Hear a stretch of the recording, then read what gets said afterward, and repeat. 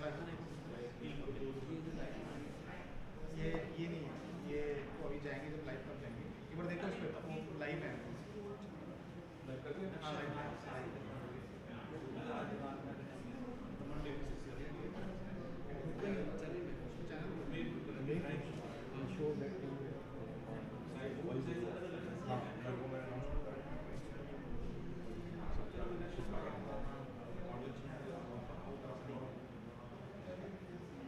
Teaching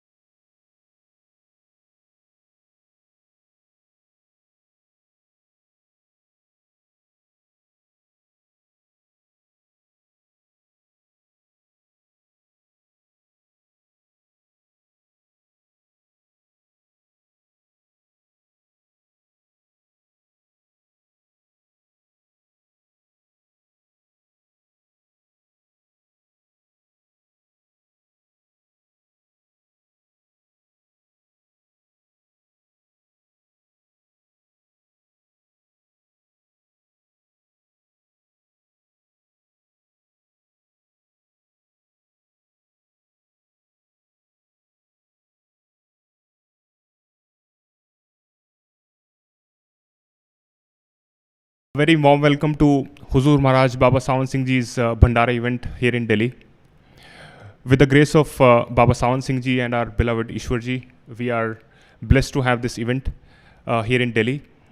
And after a while, I think almost after 2 years, we are having a physical event, an in-person event. This event is being organized in both modes, online and offline. So the live stream video or the live stream link of this event you'll find in the registration email or the email that you would have received separately from Isha Trust. So this is both an online and offline event. This event is organized by Isha Trust. Isha Trust is a non-religious, non-profit public charitable trust. It was set up in 2017 with Ishwarji's guidance, his blessings. And it was meant to carry out Ishwarji's seva work here in India.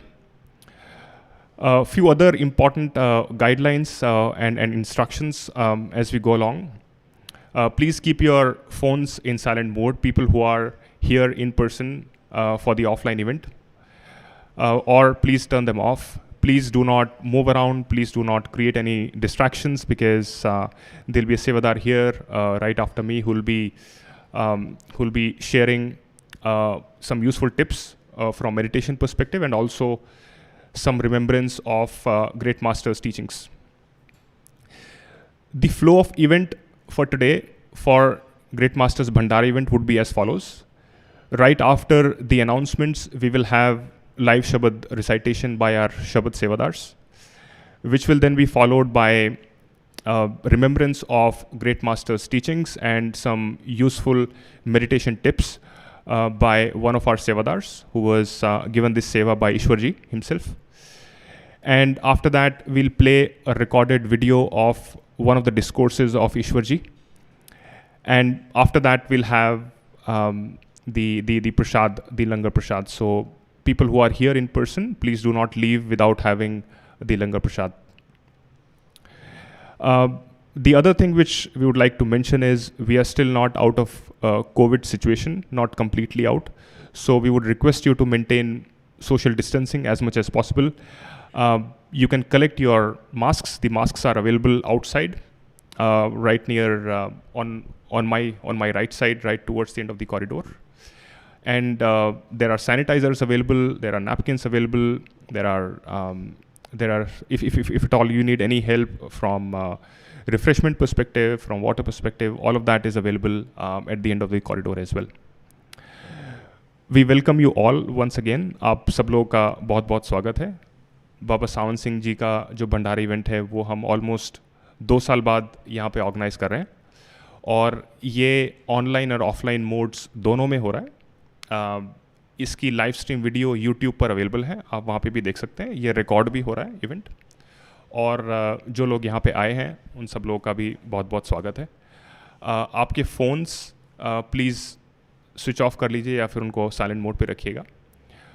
और ये event Isha trust India द्वारा organise किया हुआ है, और ये जो trust है ये ईश्वर जी द्वारा सेटअप किया गया था 2017 में, उनका सेवा वर्क इंडिया में कैरी आउट करवाने के लिए. It's a great day. आप लोगों का बहुत बहुत स्वागत है.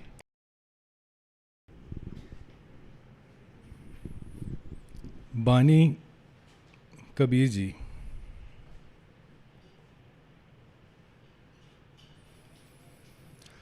महरम होए सो जाने साधो ऐसा देश हमारा. महरम होए सो जाने साधो ऐसा देश हमारा. ऐसा देश हमारा. वेद कतेब पार नहीं पावत. वेद कतेब पार नहीं पावत कहन सुनन से न्यारा, कहन सुनन से न्यारा। जात बरन कुल किरिया नाही, संध्या नेम अचारा। जात बरन कुल किरिया नाही, संध्या नेम अचारा। ऐसा देश हमारा, बिन जल बूंद परत जहाँ भारी, बिन जल बूंद परत जहाँ भारी। नहीं मीठा नहीं खारा, सुन महल में नौबत बाजे, किंगरी बीन सितारा। सुन महल में नौबत बाजे, किंगरी बीन सितारा। ऐसा देश हमारा, बिन बादर जहाँ बिजुरी चमके, बिन बादर जहाँ बिजुरी चमके, बिन सूरज उजियारा। बिना सीप जहाँ मोती उपजे, बिन सुर शब्द उचारा। बिना सीप जहाँ मोती उपजे, बिन सुर शब्द उचारा। ऐसा देश हमारा, ज्योति लजाए ब्रह्म जहाँ दर से, ज्योति लजाए ब्रह्म जहाँ दर से। आगे अगम अपारा, आगे अगम अपारा। कहें कबीर वहाँ रहनी हमारी, बूझे गुरुमुख प्यारा। कहें कबीर वहाँ रहनी हमारी, बूझे गुरुमुख प्यारा। ऐसा देश हमारा, महरम होए सो जाने साधो। ऐसा देश हमारा, ऐसा देश हमारा। सतगुर हैं रंग रेज,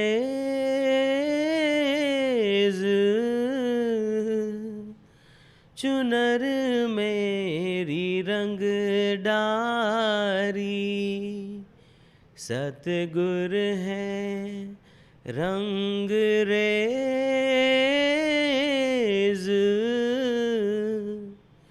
चुनर मेरी रंग डारी, स्याही रंग छुड़ाए के रे, दियो मजीठा रंग, धोए से छूटे नहीं रे,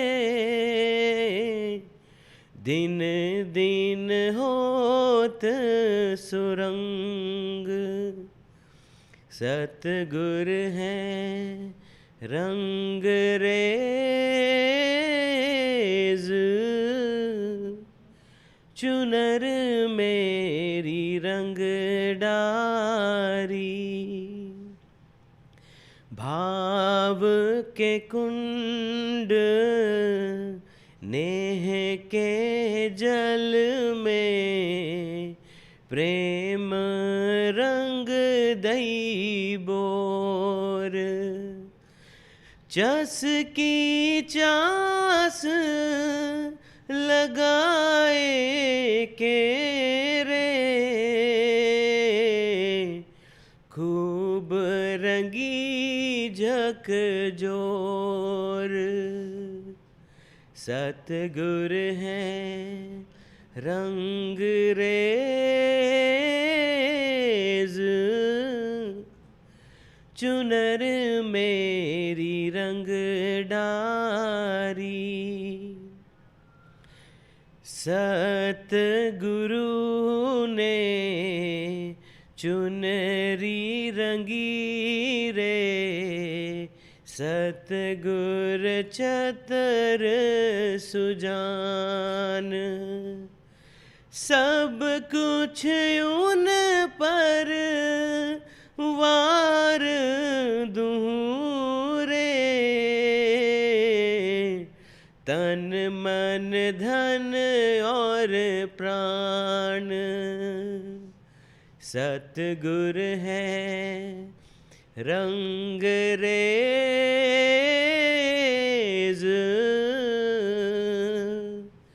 चुनर मेरी रंग डारी,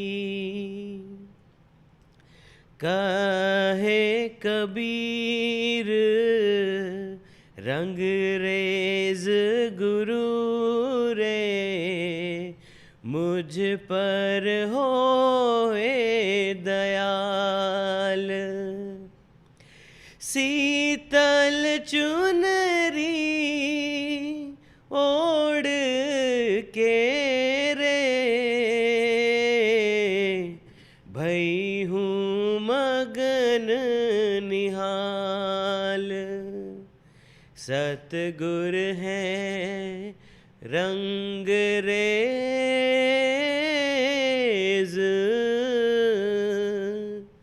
चुनर मेरी रंग डारी, सतगुर है रंग रेज, चुनर मेरी रंग डारी, सतगुरु आए दिया जग हेला, जागो रे मेरे प्यारे जागो, सतगुरु आए दिया जग हेला, जागो रे मेरे प्यारे जागो, काल शिकारी जग में ठाड़ा, भागो रे मेरे प्यारे भागो, काल शिकारी जग में ठाड़ा, भागो रे मेरे प्यारे भागो, सतगुरु आए दिया जग हेला, जागो रे मेरे प्यारे जागो। गुरु स्वरूप तेरे घट में बसता, गुरु स्वरूप तेरे घट में बसता। झांको रे मेरे प्यारे झांको, सतगुरु आए दिया जग हेला। जागो रे मेरे प्यारे जागो। मान मनी तज गुरु चरणन में, मान मनी तज गुरु चरणन में। लागो रे मेरे प्यारे लागो, सतगुरु आए दिया जग हेला। जागो रे मेरे प्यारे जागो। जगत भाव भोगन की आसा, जगत भाव भोगन की आसा। त्यागो रे मेरे प्यारे त्यागो, सतगुरु आए दिया जग हेला। जागो रे मेरे प्यारे जागो। नैन कंवल गुरु डगर पिया की, नैन कंवल गुरु डगर पिया की। ताको रे मेरे प्यारे ताको, सतगुरु आए दिया जग हेला। जागो रे मेरे प्यारे जागो। दृढ़ परतीत भरोस पिया का, दृढ़ प्रतीत भरोस पिया का। राखो रे मेरे प्यारे राखो, सतगुरु आए दिया जग हेला। जागो रे मेरे प्यारे जागो। राधा स्वामी छिन छिन ही ऐसे। भाखो रे मेरे प्यारे भाखो। राधा स्वामी छिन छिन ही ऐसे। भाखो रे मेरे प्यारे भाखो। बानी गुरु रामदास जी। राग देव कंदारी, महला चौथा।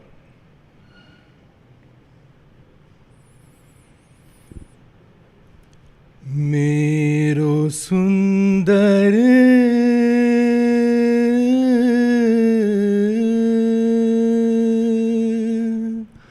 कहो मिले कित गली।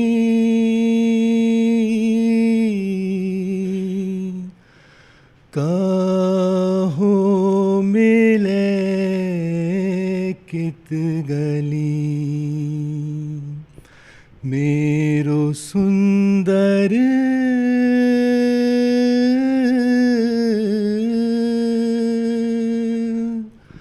कहो मिले कित गली।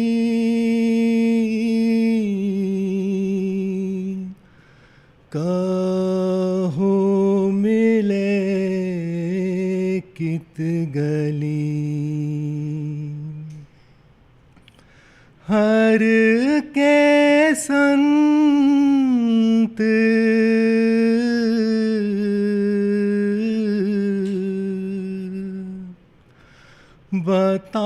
बतावो हो मार्ग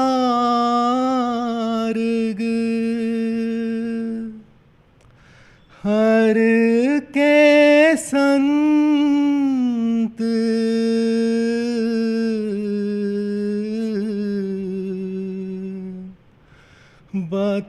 बतावो मार्ग हम पीछे लाग चली मेरो सुंदर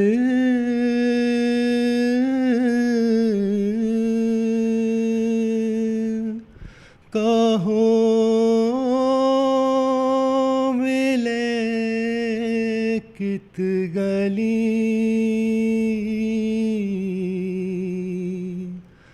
कहो मिले कित गली प्रिय के बचन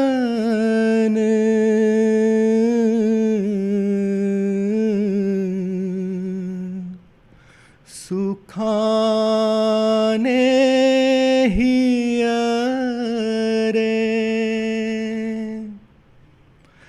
प्रिय के बचन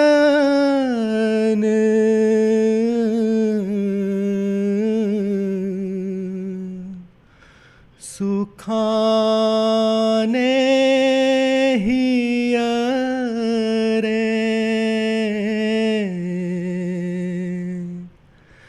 एह चाल बनी है पली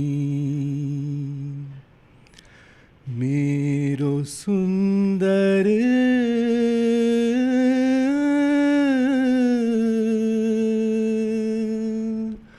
कहो मिले कित गली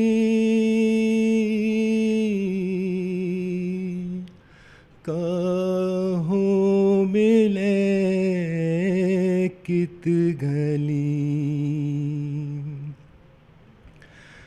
लटूरे मधुरी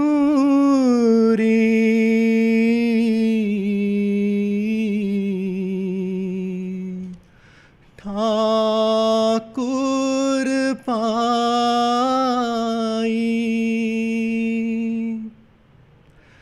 लटूरे मधुरी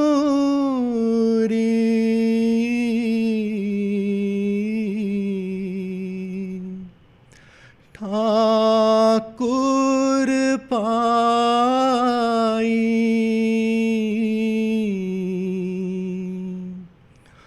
ओह सुंदर हर टुल मिली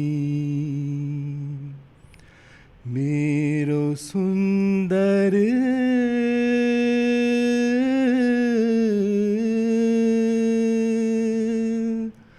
कहो मिले कित गली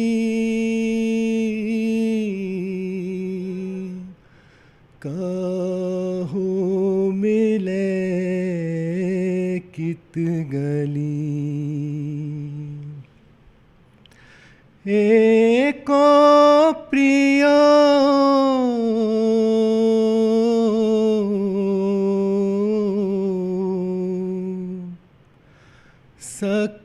सखियाँ सब प्रिय की एको प्रियो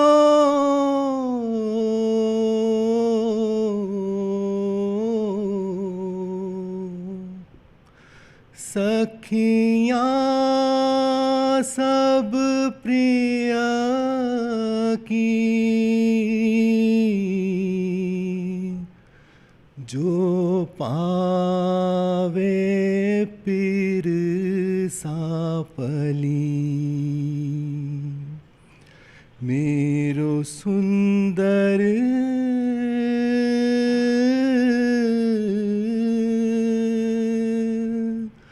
कहो मिले कित गली कहो मिले कित गली नानक गरीब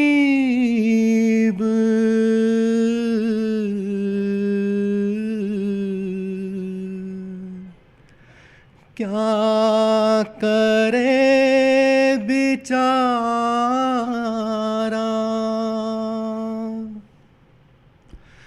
नानक गरीब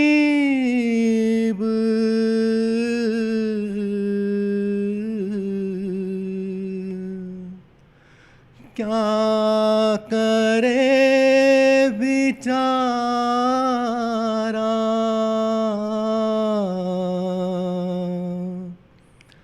हर पावे तितरा चली हर पावे तितरा चली मेरो सुंदर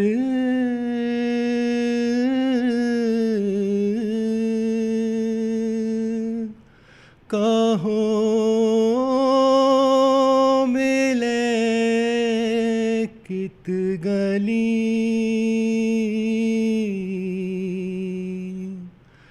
कहो मिले कित गली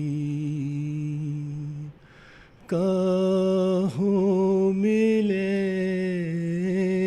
कित गली। शब्द सतगुर फरियाद।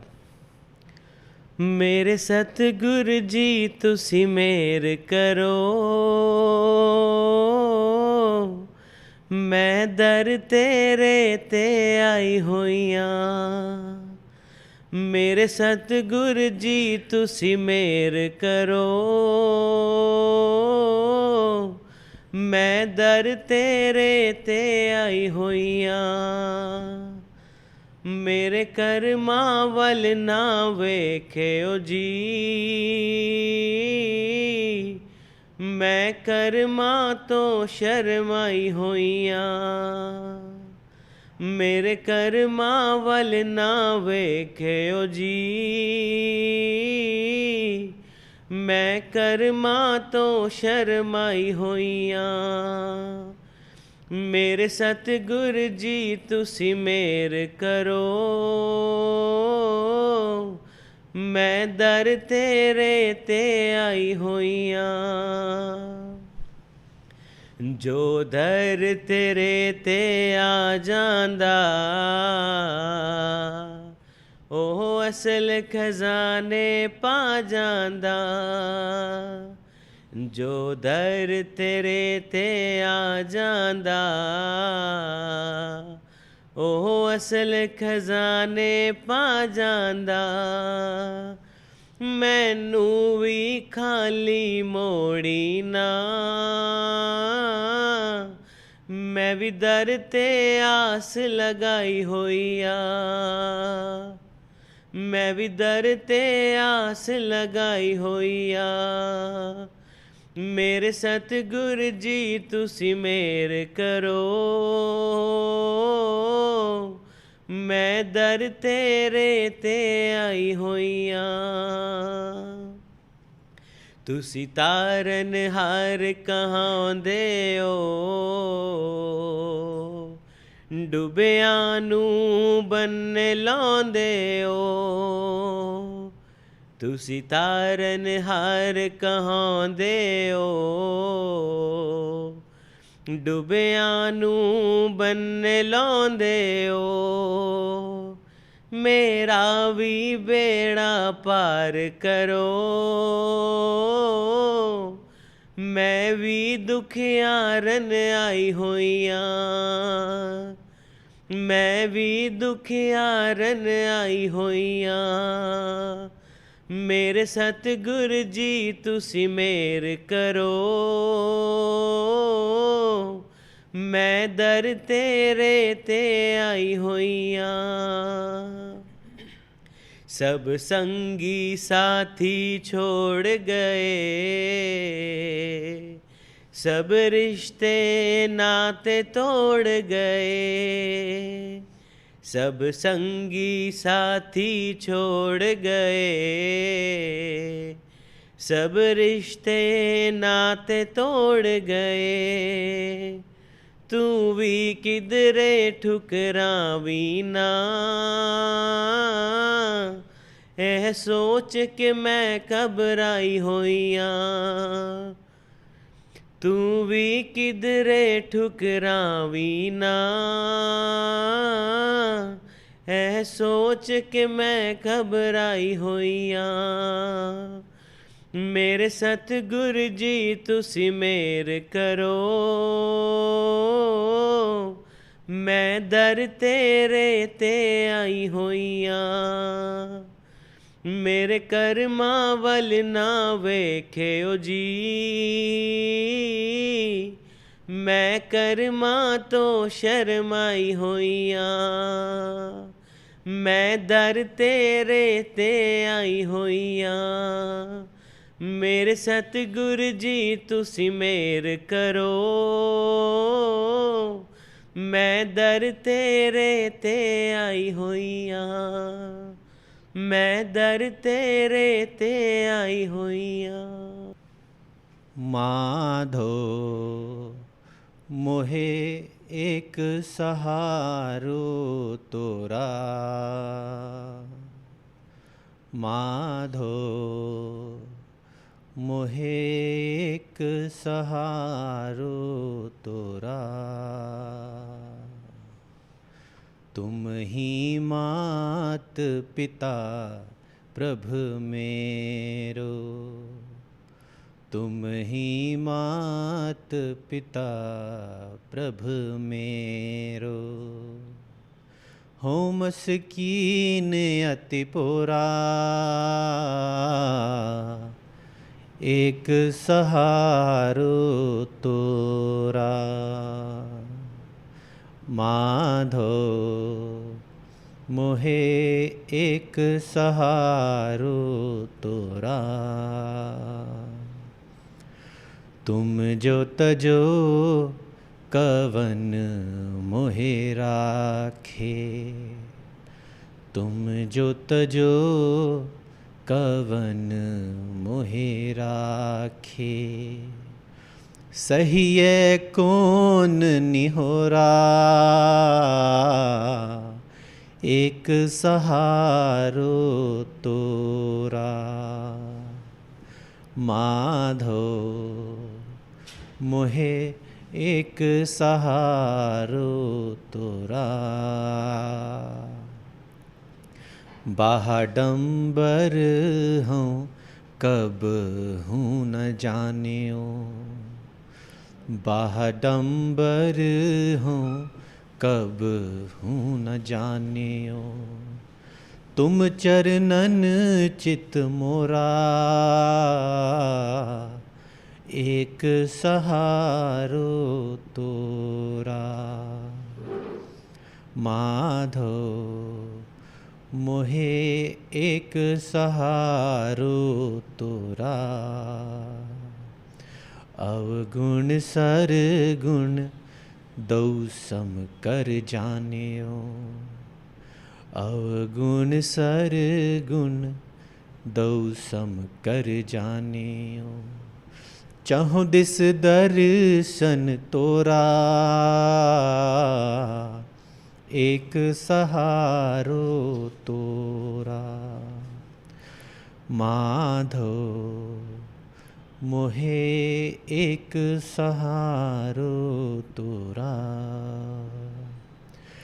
पारस मन मोहे रति नहीं भावे। पारस मन मोहे रति नहीं भावे।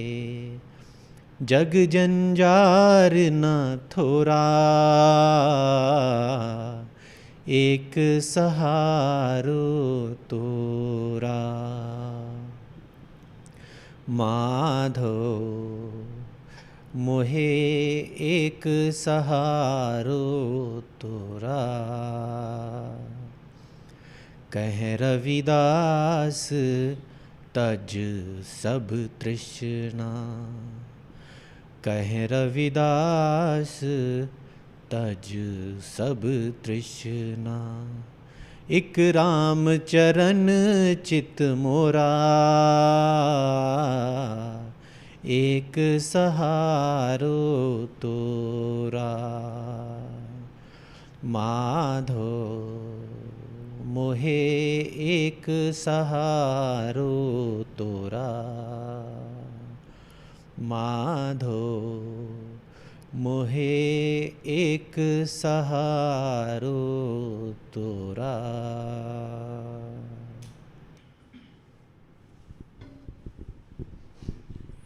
बानी मीराबाई जी।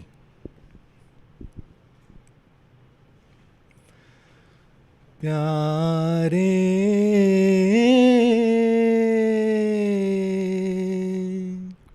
दर्शन दीजो आए। प्यारे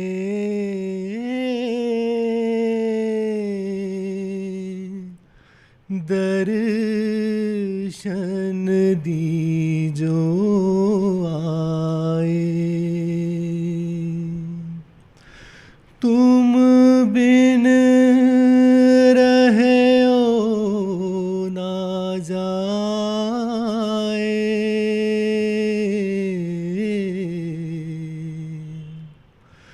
तुम बिन रहे ओ ना जाए।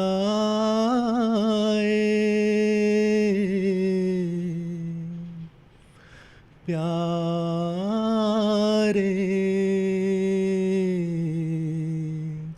दर्शन दीजो आए। जल बिन कमल चंद बिन रजनी। जल बिन कमल चंद बिन रजनी। ऐसे तुम देखे आ बिन सजनी। आकुल व्याकुल फिरूं रैन दिन। विरहा कलेजा खाए। प्यारे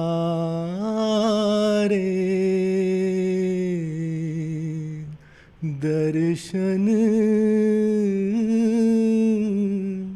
दीजो आए।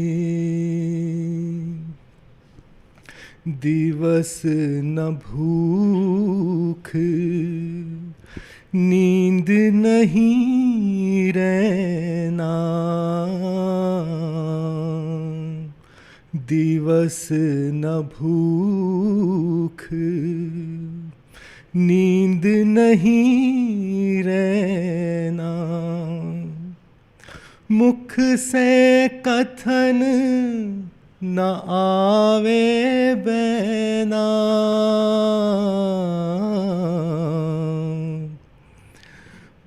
दिवस न भूख नींद नहीं रहना, मुख से कथन न आवे बहना, कहाँ करूं कुछ कहत न आवे, मिल कर तपत बुझाए, प्यारे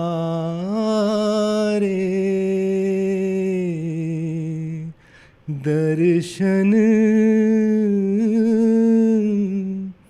दीजो आए, क्यों तरसाओ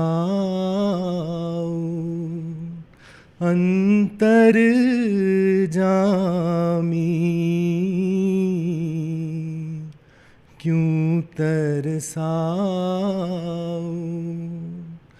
अंतर जामी, आए मिलो कृपा कर स्वामी, मीरा दासी जन्म जन्म की, मीरा दासी जन्म जन्म की, परी तुम्हारे पाए, प्यारे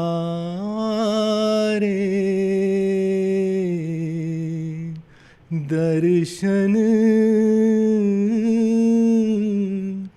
दीजो आए, तुम बिन रहे ओ ना जाए,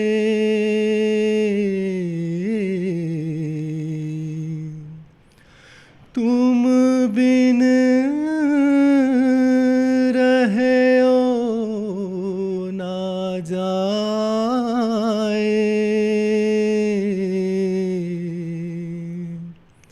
प्यारे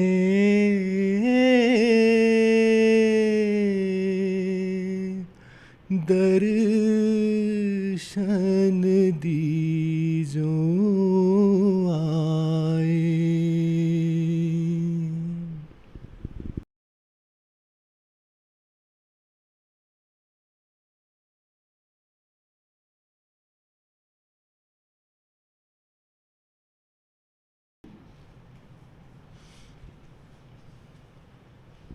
सारंग महला पंचवा।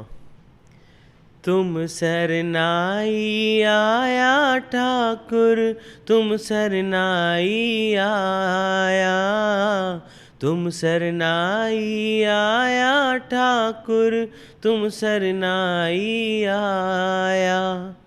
उतर गयो मेरे मन का संसा, जब ते दर्शन पाया। उतर गयो मेरे मन का संसा, जब ते दर्शन पाया। जब ते दर्शन पाया ठाकुर, तुम सरनाई आया, तुम सरनाई आया ठाकुर, तुम सरनाई आया। अनबोलत मेरी बिरथा जानी, अपना नाम जपाया। अनबोलत मेरी बिरथा जानी, अपना नाम जपाया। अपना नाम जपाया ठाकुर, तुम सरनाई आया, तुम सरनाई आया ठाकुर, तुम सरनाई आया। दुख नाठे सुख सहज समाए, आनंद आनंद गुण गाया। दुख नाठे सुख सहज समाए, आनंद आनंद गुण गाया। आनंद आनंद गुण गाया, ठाकुर तुम सरनाई आया। तुम सरनाई आया, ठाकुर तुम सरनाई आया। बाह पकड़ कडली ने अपने, ग्रह अंधकूप ते माया। बाह पकड़ कडली ने अपने, ग्रह अंधकूप ते माया। ग्रह अंधकूप ते माया, ठाकुर तुम सरनाई आया। तुम सरनाई आया, ठाकुर तुम सरनाई आया। कहो नानक गुर बंधन काटे, बिछड़त आन मिलाया।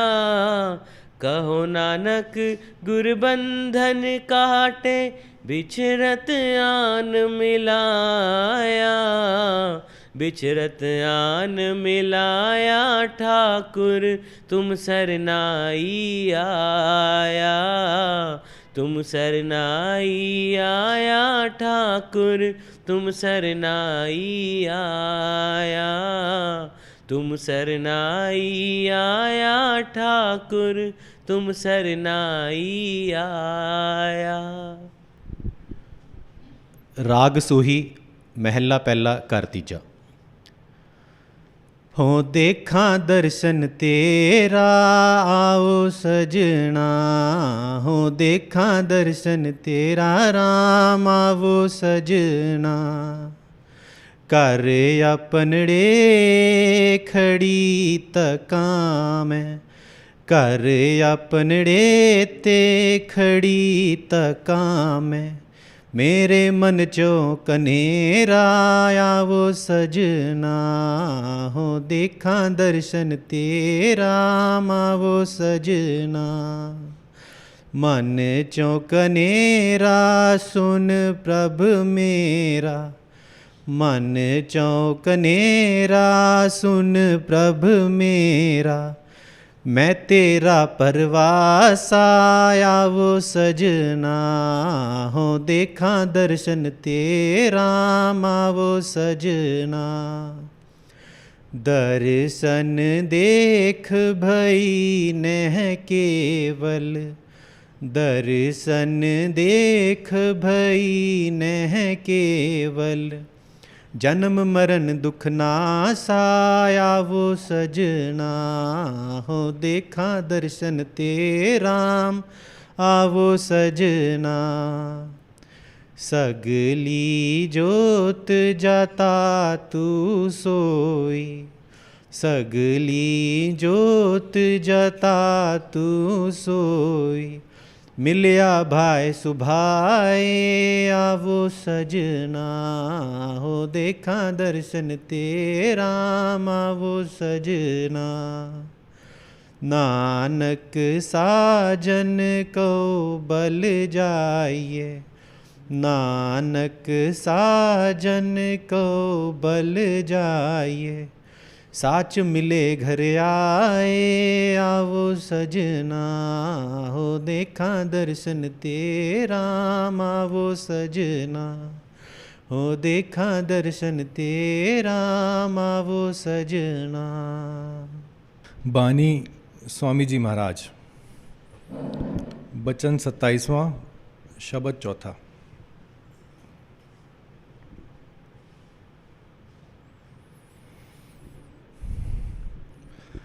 पिया बिन कैसे जीऊं मैं प्यारी। पिया बिन कैसे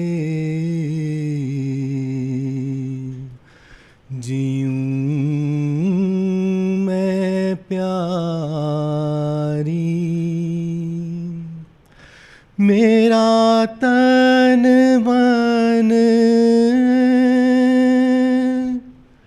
जात फुकारी,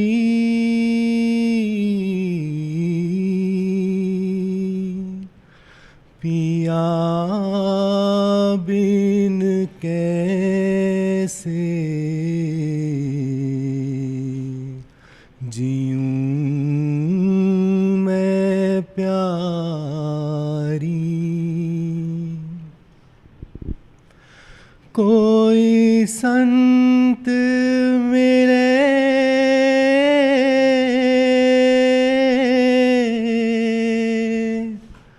अब भारी,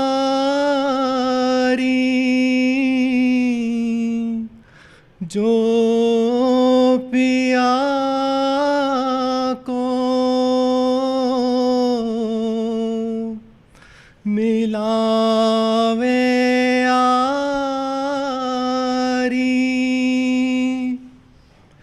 मैं चढ़ूं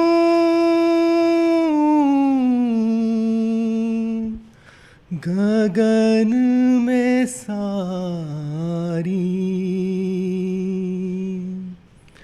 दिन रात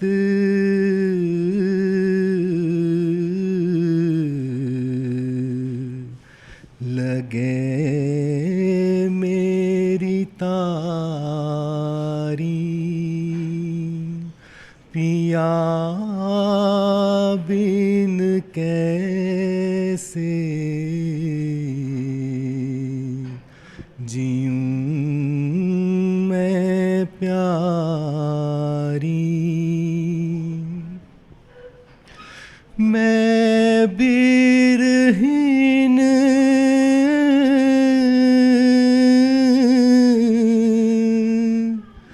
लगी कटारी,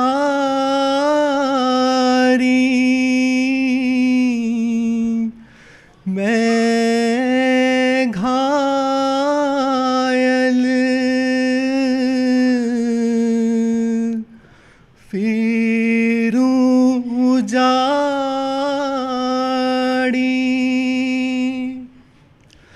सतगुरु अब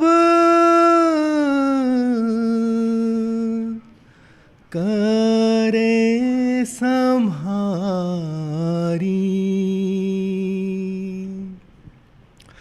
सतगुरु अब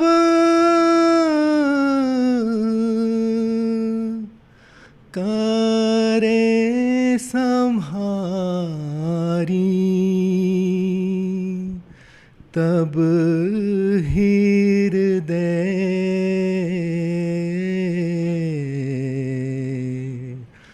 काव पुरारी। तब हृदय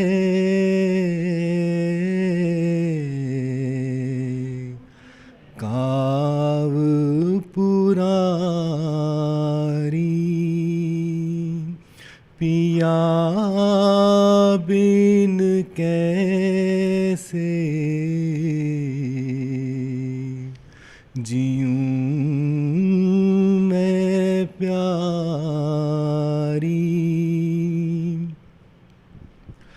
मोहे नाम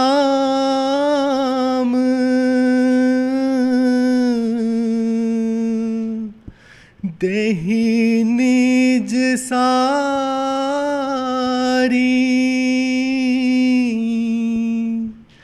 यह मरहम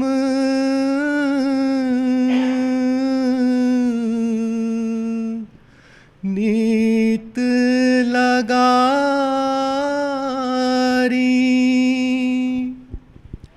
राधा स्वामी करे दवारी। राधा स्वामी करे दवारी मैं उन पे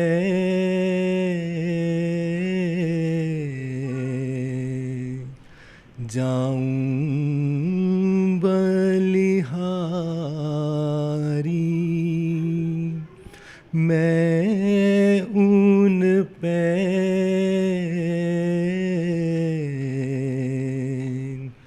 जाऊं बलिहारी पिया बिन कैसे जीऊं मैं प्यारी. Welcome, friends, to the Great Masters Bhandara Day today, 2nd April, Day of Abundance. With the grace of Bade Maharaj Huzur, Sawan Singh Ji, and our beloved Ishwar Puri Ji, we are blessed to have this day today, and we are blessed to have this moment, an opportunity of doing seva. I guess it's been after 2 years that we have this opportunity now that I see my Guru sisters and brothers and uncles today physically here, and it's like remembrance of the times when we used to come together during our monthly meetings, during our meditation sessions, and during our beloved when Ishwar Ji used to come to Delhi to bless us, to shower Grace Master's grace. And I personally feel no difference. I personally feel today with Great Master's grace, we have the same kind of grace available today. Even he is not there with us. Great Master left his physical form on 2nd April 1948. Ishwar Ji left his physical form in 2020, 23rd December 2020. But I feel no difference. We are the same brothers and sisters. We met then also when Ishwar Ji was there, and we are meeting today also. And I see the love which you carry with you in your eyes. So welcome, and I am really happy that we have this day today to celebrate Great Masters Bhandara of abundance of grace. So Bhandara is abundance of grace. It's not only Bhandara of food, but it's a food for our soul. And what Ishwar Ji used to explain to us on this day is that grace is so powerful today that it is coming as a rainfall to us. ਜਿੱਦਾਂ ਬਾੜ ਆ ਜਾਂਦੀ ਹੈ ਨਾ, ਉਹ ਪੂਰੀ grace ਇੱਦਾਂ ਆਉਂਦੀ ਹੈ ਜਿੱਦਾਂ ਰੇਨਫਾਲ ਵਰਸ਼ਾ ਆ ਰਹੀ ਹੈ ਬੜੀ ਤੇਜ਼. So he tried to explain grace as a rainfall, and how do we get drenched in that rainfall? Everyone, not everyone, but seekers of the spiritual path, seekers who are disciples of perfect living masters, seekers who are the seekers of the truth, who have come here or who have seeking of breaking the chain of our life and death. Those seekers can take great advantage today by this grace. And how Ishwar Ji used to explain us this concept of capturing the grace today, he said that your attention is like a cup. Like a cup, if you keep your attention towards your Guru, if you remember your Guru who initiated you on the spiritual path, only that remembrance can, is sufficient for you to gather that grace in that cup. Now, he said that if your cup is, for example, your cup is turned downwards, and if any amount of rain comes in physically, the cup, outer part of the cup will be wetted, but you won't gather any water in that cup. So basically the upside down position of the cup is when our attention is not towards our Guru, when our attention is basically diluted in the worldly affairs, is diluted towards our responsibilities, our obligations, the virtues of the mind. So all he's trying to say here is, to capture that grace, you just have to forget one day at least about your worldly affairs, about your virtues, about your obligations, and just dedicate this day towards your Guru. And you will have a jump in your spiritual progress. So this is how he explained grace, which is available today, and every seeker of the truth can, benefit out of it, irrespective he's initiated or not, irrespective he's found by a master or not. If you have seeking in your heart, if you are seeking for the truth, if you feel that this life is nothing but just a drama going on, and it's a roller coaster ride, and you want to end that chain, then you can take benefit of this day in an exponential way.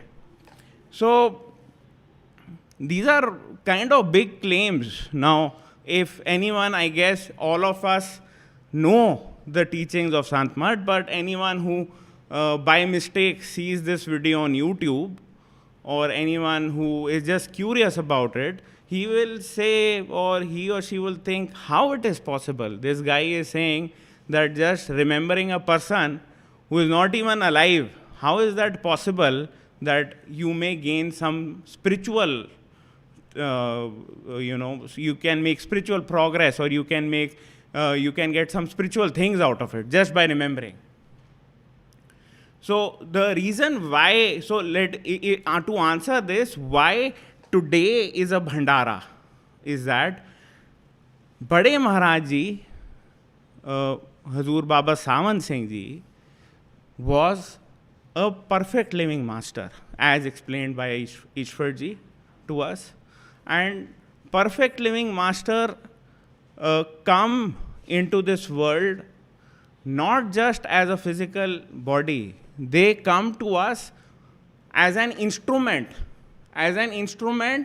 of the totality, an instrument of that Shabad, to do a specific task, to do a specific role for the seekers here, right? So Bade Maharaj Ji was a PLM, and the specific task given to him by the Karta Purakh, or the Shabad, or the Nad, or the totality of consciousness, is to pick up the souls when the souls who were having that strong yearning, that strong longing of going back to the true home, to just pick up those souls, tell them the path, explain them the path, and give them the total responsibility, take the total responsibility of that soul, that if you follow this path, these basic teachings, you are going back. So that is the main role of a PLM. And PLM by definition comes in, if somebody wants to ask, what is the perfect definition of a PLM? A perfect definition of a PLM is, he is operating from the true home. He is not only having just one glimpse of an experience, a spiritual experience, that, oh, I touched that source and I've come back. He's not doing that, I just had once one experience. He is sitting there, he is operating from there, he is just an instrument of the totality of consciousness. That I feel would be a perfect definition of a PLM. So Bade Maharaj Ji had that task, and during his lifespan, he collected those souls. Now, how does a PLM collect souls? In Buddha said that you can't find a master. When the chela is ready, the guru appears. So this is something which is not in our hands. Something, as a physical being, I cannot go and Google a guru and find a guru and start following him.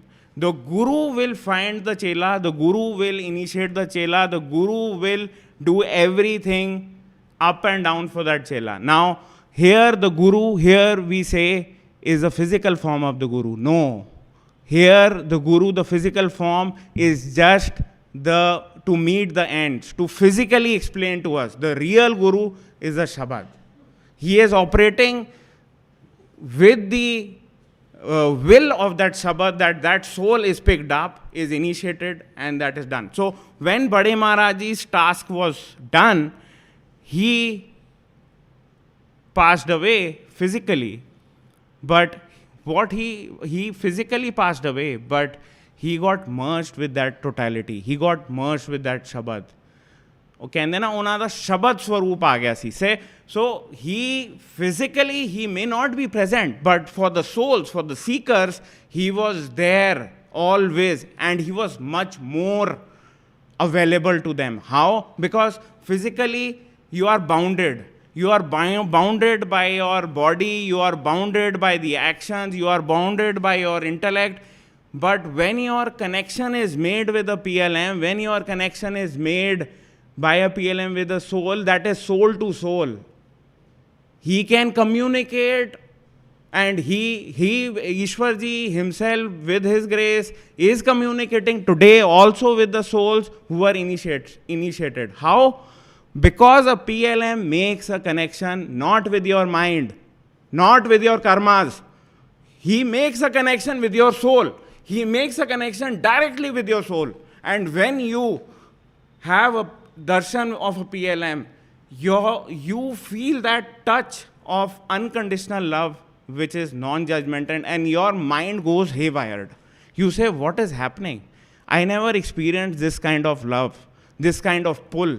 So the PLM makes that connection, which always is connected till the time you are here, till the time you are in the domain of the mind, till the time you are not merged with the Karta Purak, till the time you are not merged with the Shabad, you are always connected with the Guru, with the perfect living master. So that is the deal. That is the Bhandara. This is why we celebrate today. His passing away has no difference to the seekers. His passing away is a benefit for the seekers. How? Because your arzi, the work what Great Master and Ishwar ji did here, they have taken your so-called, if I want to explain it in a administrative way, they have taken your application and posted in Sachkhand that please take care. I have done my job. Now it is we have to stay connected and bring the soul back. So passing away of a physical form has no negatives for a seeker. That is a big positive, and this is a big reason why we celebrate Bhandara. So moving ahead, I talked about that cup of attention, how that cup of attention works. That is the main game here on the physical plane. जो असली हमारा जो मैंने कोशिश करी समझाने की कि जो बड़े महाराज जी जब चोला छोड़ा तो वो अपने शिष्यों के लिए कहीं नहीं गए. उनकी शिष्यों के साथ कनेक्टिविटी उनके जाने के बाद भी है, क्योंकि उनका जो आत्मा से रिश्ता हो रखा है. जब एक पूर्ण संत सद्गुरु अपना चोला छोड़ते हैं तो वो अपने चेलों के लिए हमेशा के लिए अवेलेबल रहते हैं. हमेशा उन्हें बस अपनी सुरती लगानी है, उन्हें ध्यान करना है, उन्हें अपने मेडिटेशन में उनको याद करना है, और वो वहाँ से ऑपरेट करके आपके सारी संभाल करते हैं. अब इसीलिए हम ये भंडारा मनाते हैं, और यही एक बहुत बड़ा रीज़न है कि आज के दिन हम इसको एक ट्रिब्यूट देते हैं, या एक इसको यादगार बना के रखा हुआ है कि आज के दिन बड़े महाराज जी ने चोला छोड़ा था. और ये एक जिज्ञासु के लिए, ये एक शिष्य के लिए, ये एक रूहानियत पे चलने वाले जिज्ञासु के लिए बहुत बड़ा दिन है, और उसका वो मैक्सिमम फ़ायदा उठा सकते हैं. अब वो फ़ायदा कैसे उठाना है, वो फ़ायदा ईश्वर जी समझाते थे कि आपको अपनी बस तवज्जो अपने गुरु पे लगानी है. अब वो तवज्जो लगाने का तरीका समझाते हैं कि तवज्जो आपको अपने गुरु पे कैसे लगानी है. और तवज्जो लगा के आपको क्या मिलेगा। तो इससे ये पहले ये समझने की कोशिश करते हैं कि तवज्जो के कितने पार्ट हैं और तवज्जो वर्क कैसे करती है। तवज्जो के 2 पार्ट हैं बेसिकली फिजिकली, एक आपको देखने की शक्ति और एक सुनने की शक्ति। अगर आप फिजिकली भी कोई भी चीज़ पे पढ़ना चाहते हो, याद करना चाहते हो, तो आप उसको देखोगे और ध्यान से सुनोगे। सुनने की शक्ति और देखने की शक्ति आपकी आत्मा से आती है। तो अगर आपने बस अपनी सुनने की शक्ति और देखने की शक्ति बाहर से हटा के, बाहर से हटाने का मतलब ये है कि आपके मन के विकारों से आपने अपनी तवज्जो को हटाना है। आपके जो भी ज़िंदगी में चल रही हैं, रिस्पॉन्सिबिलिटीज़ चल रही हैं, काम काज चल रहा है, बच्चों की पढ़ाई चल रही है, जो भी कर्म आप काट रहे हो या आप दुनिया की चीज़ों में फंसे हुए हो, वहाँ से आपने हटा के जो ईश्वर जी समझाते थे आपने अंदर लगानी है। अब वो अंदर कैसे लगानी है वो आगे हम अभी बात करते हैं, और इसी चीज़ को मैं पहले इंग्लिश में समझा दूँ। सो I tried to explain the second part, what I tried, which was mentioned, that to capture that grace today, you need to put your attention on your Guru. Now, how to put your attention on your Guru, and what is this business of cup of attention, putting that cup of attention in the right direction. So the business is all about that attention can be divided. To explain attention, how attention is placed on anything, is that the attention has 2 parts. One is listening and the other one is seeing. The more you listen outward, the more you see out, your attention is scattered more out. And if you see the big companies like Facebook and Google and YouTube, they have understood this very nicely, and they have created a business model around it, that these many, your video has these many views, so much attention has been attracted, they want to attract your attention and make a business model out of it. So they understand human psychic very interestingly, and we just have to do a reverse of it in spirituality to gain that grace. You need to put your attention inwards. The way what Ishwar ji and Bade Maharaj explained was to put your facility of listening and seeing inwards and forget about the outside things what is happening. So your cup of attention, if it's upside down, that means that your all attention is scattered in the mind, in your worldly affairs, and to describe the virtues of the mind, Ishwar ji used to explain there are 5 virtues. Your anger. If you are angry on anyone, your attention will get scattered. फैल जाएगी. Right? If you are lustful, your attention will go down. Your attention for possessiveness and for greed and for desires and for your ambitions, what Ishwar ji used to explain, if you think that your attention is like a thread or a roll of thread, the moment you make a new desire, the moment you think about a new thing, a thread is being taken out of your attention and is being stuck on that thing. And the more you think about it, you are making that thread a rope, a more stronger rope.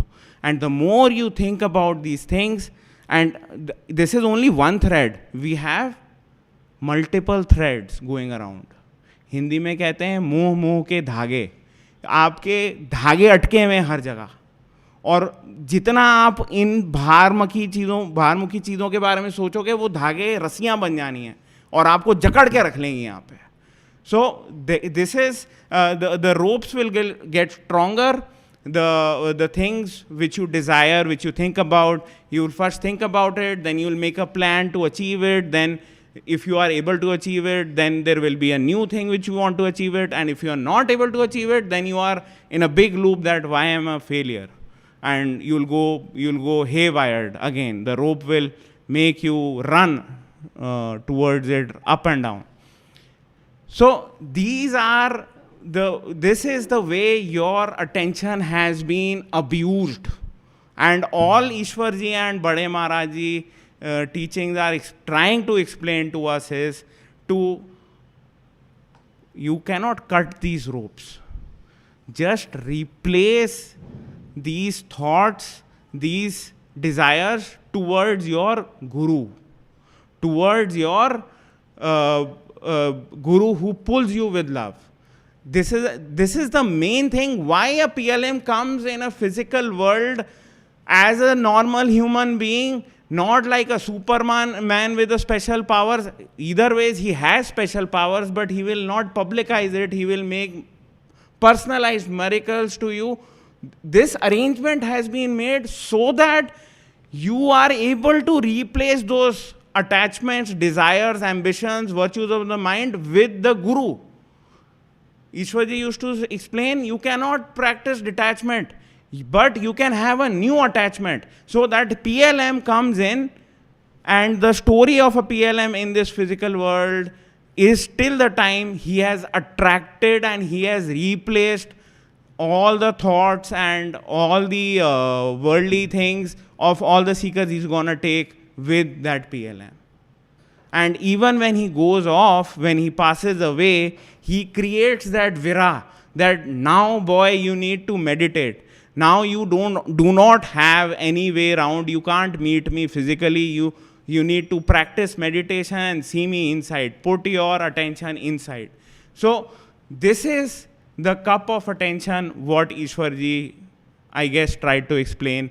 And this is how you can basically capture the grace today. Now, to go into specifics, there is a way of meditation which Bade Maharaji and Ishwarji used to tell us or used to teach us, which can be helpful for a seeker to put the attention, channelize that attention, channelize that grace into devotion and take the maximum benefit. So the kind of meditation what Ishwarji used to explain to us is by the name Surat Shabad Yog. So Surat again is attention. Shabad is that creative power or the nard or the kalma or the totality of consciousness. And Yog is the union of the two.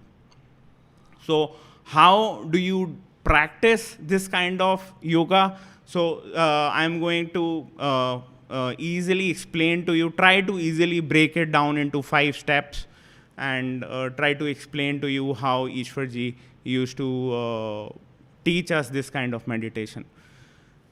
So the first step in this kind of meditation is you need to sit comfortably with your back straight, with your neck straight. You can sit on a chair or you can sit on cross-legged, and you don't have to be stringent. It's not a hot yoga. It is Sahaj yoga. You're not trying to make your body too comfortable that you sleep, and you're not trying to make it uncomfortable so that you can't do anything and your attention still remains down in the body. So you just have to be comfortable, keep your back straight and neck straight. Then this is the easy step. Then the second step is that you need to sit at your third eye center before doing any of the following steps.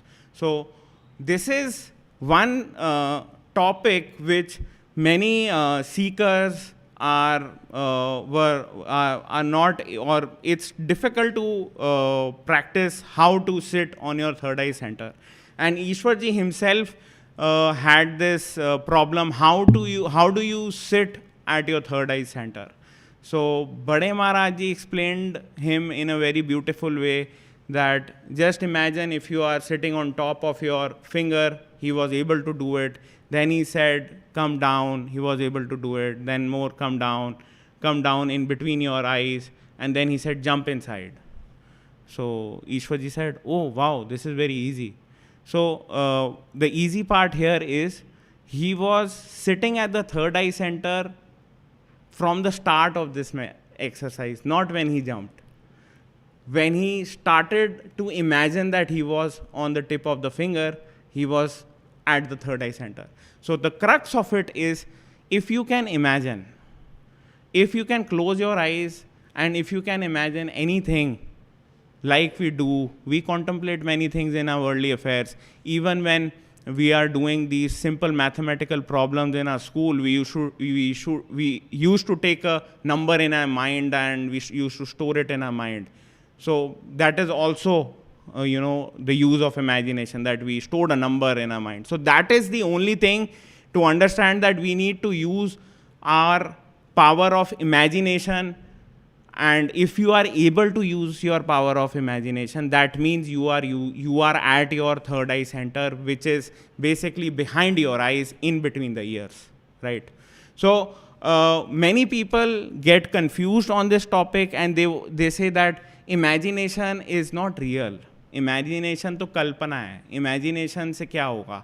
How can imagination help me?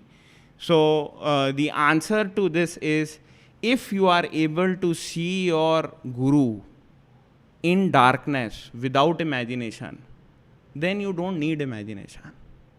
Till the time you can't see your guru in the darkness, when you close your eyes, you need to take the facility of your imagination to create that environment, so that you come to that level when you can see your guru inside just by closing your eyes.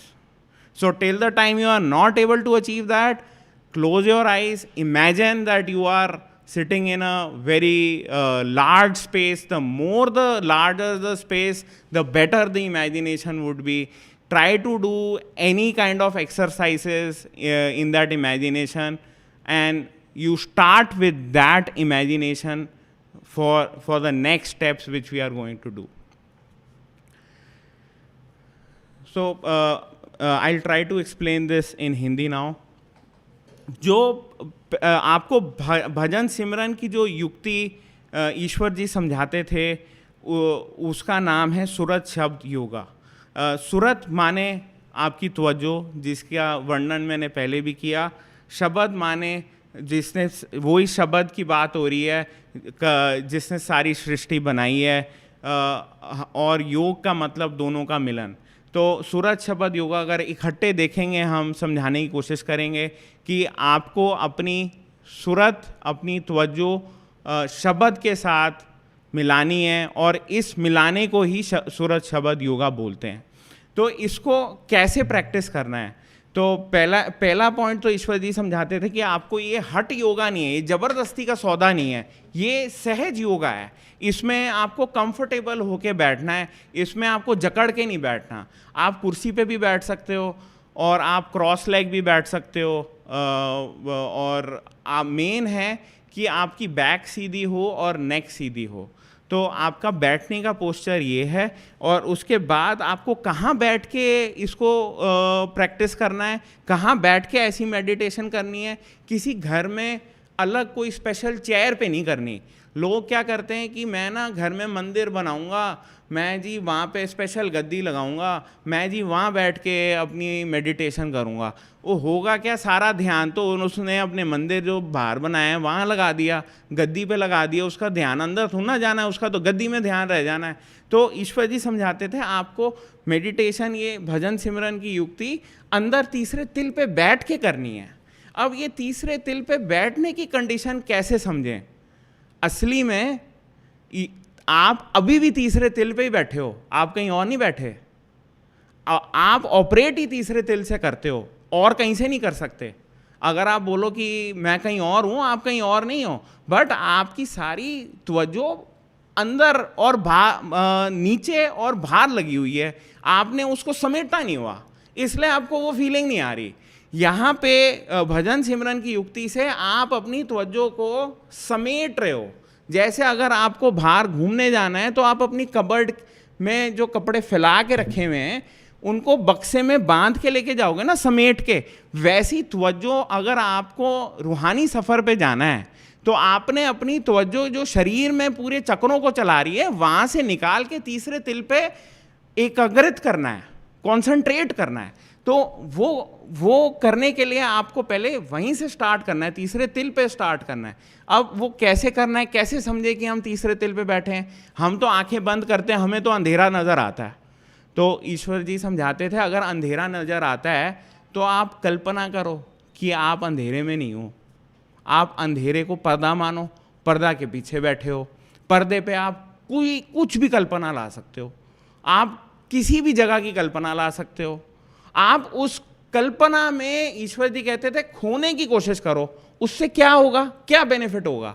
आप उस कल्पना को, असली चीज़, आप अपनी तवज्जो उस कल्पना में लगा रहे हो। वो कल्पना आपके तीसरे तिल से आ रही है। वो कल्पना में अगर आपकी तवज्जो लग रही है, इसका मतलब शरीर में नहीं लग रही, शरीर के कामों में नहीं लग रही, दुनिया के कामों में नहीं लग रही। आपने माइंड को जो है बाहर घूमने से अच्छा, उसकी विकारों में घुसने से अच्छा, आपने माइंड को बिजी कर दिया कंस्ट्रक्शन करने में कि भाई तू कल्पना कर, तू ये बाहर की छोड़, अंदर बना जो भी बनाना है। अंदर आप घर बना सकते हो, सबसे शानदार कुर्सी ले सकते हो। सबसे ईश्वर जी एक्सरसाइज करवाते थे कि आप आंखें बंद करके इमेजिन करो आप सबसे अच्छी कंफर्टेबल चेयर पे बैठे हो, बढ़िया एसी चल रहा है, फिर आप अपनी स्पेशल ड्रिंक करते हो ऑर्डर, या इमेजिन कर लेते हो ड्रिंक आ जाती है। अभी मैं पानी पी लेता हूँ।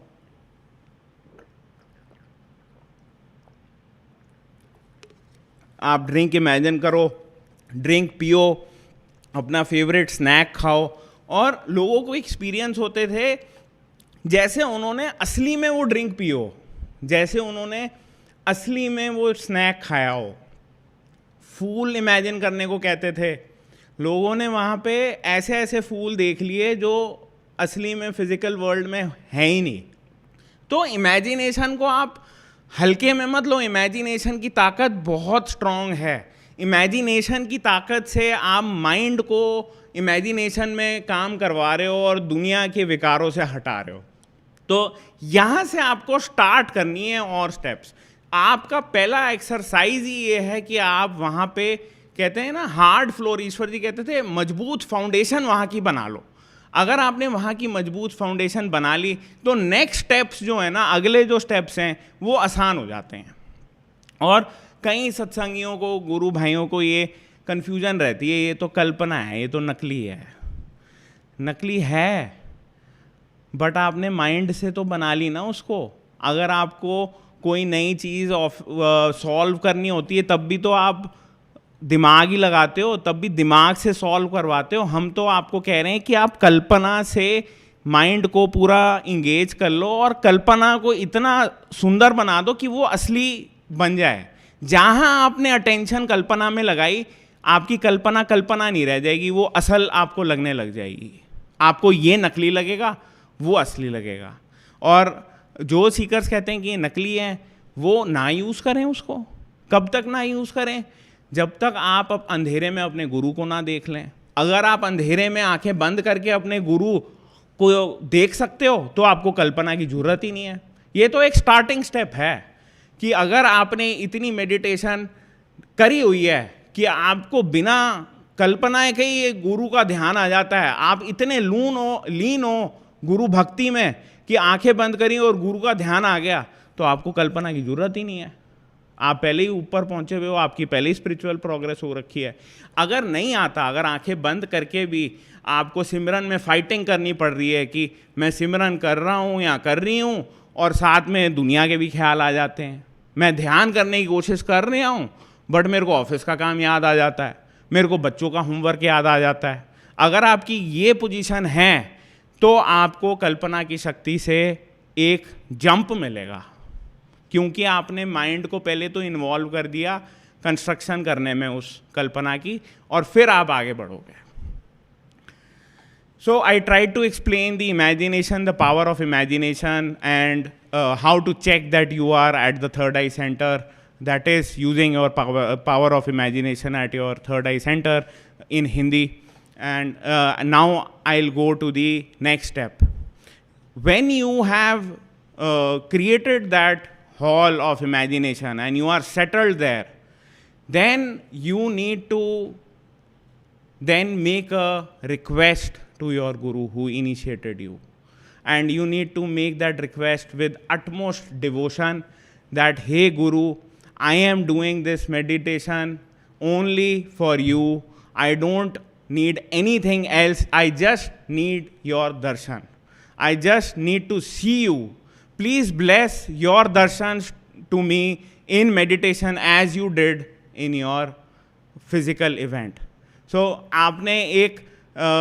you need to make this request with utmost devotion. So, what happens, what changes with this step? The change which you are trying to make with this step is, you are trying to convert all steps of meditation which are of the mind, which are mechanical, spiritual. Just by making this request to your Guru, you will convert the whole exercise which is for the mind, which is supposed to be mechanical, step 1, 2, 3, 4, 5, spiritual. If you don't make that request, then it is, जैसे ईश्वर जी used to say, you are churning water and you will never get butter out of it. पानी में Medina आप कर रहे हो, आपको उसमें से मक्खन नहीं मिलेगा. So if you make this request, you try to make your exercise spiritual, and people then have a query that how to show devotion. How do I show devotion? People who do many technical, they are technical and logical mind frame. They are involved in their studies and in their work, which are technical in nature. They find it difficult to even make this request with utmost devotion. How do I do it? So Ishwar ji said, if you are not able to have that feeling inside even after initiation, just make a false claim. Kar bhakti jhooti sachi. Make a false claim that I am doing this with utmost devotion. Your Guru will make that false claim also true. Just try to do it. Make a claim that please accept my devotion towards yourself with utmost love and devotion, and he will give you that utmost devotion. He will bless you with that utmost devotion, because his love is unconditional. He is not making any judgment. If he made judgment, we all are failures. If he started looking to our karmas, if he started seeing what kind of karmas we have come with, we all will fail. He makes a connection with your soul, and he has full, when you see a perfect living master, the perfect living master ignores your karma and see what the condition of the soul is. How this soul is being trapped in the mind. To explain as a physical example, like a silk cloth which is very smooth, just imagine if that silk cloth is, tied down with thorns all around. And if you just pull it, it will just tear off. This is our condition of our soul. So the perfect living masters do not, make any condition. They ignore our karmas, and they just see how the soul needs that love, that unconditional love, and they pull us with that love. And what happens when they pull us with their love? When they accept us as disciples, they burn off the cloud version of karmas, which is a big reservoir, which is called sinchit karmas. They burn off that karma. Many seekers who almost, I guess I see brothers, sisters initiated here by great masters, initiation from Ishwar ji, you may have experienced after your initiation, your mind was light. You may have felt that it has become the mind has become weightless. Some kind of weight has been taken care of from your mind, and you feel very light. So what is that lightness? That lightness is your sinchit karmas have been burnt off. And this is a big thing. This is why you need a perfect living master. Because coming out of this burning, this life and death cycle, The reservoir is a big reservoir of karmas. It can bring in many lives, and there is no way to break it. There is no way to break the chain. Only a perfect living master who is operating from the totality of consciousness can do that, can burn it.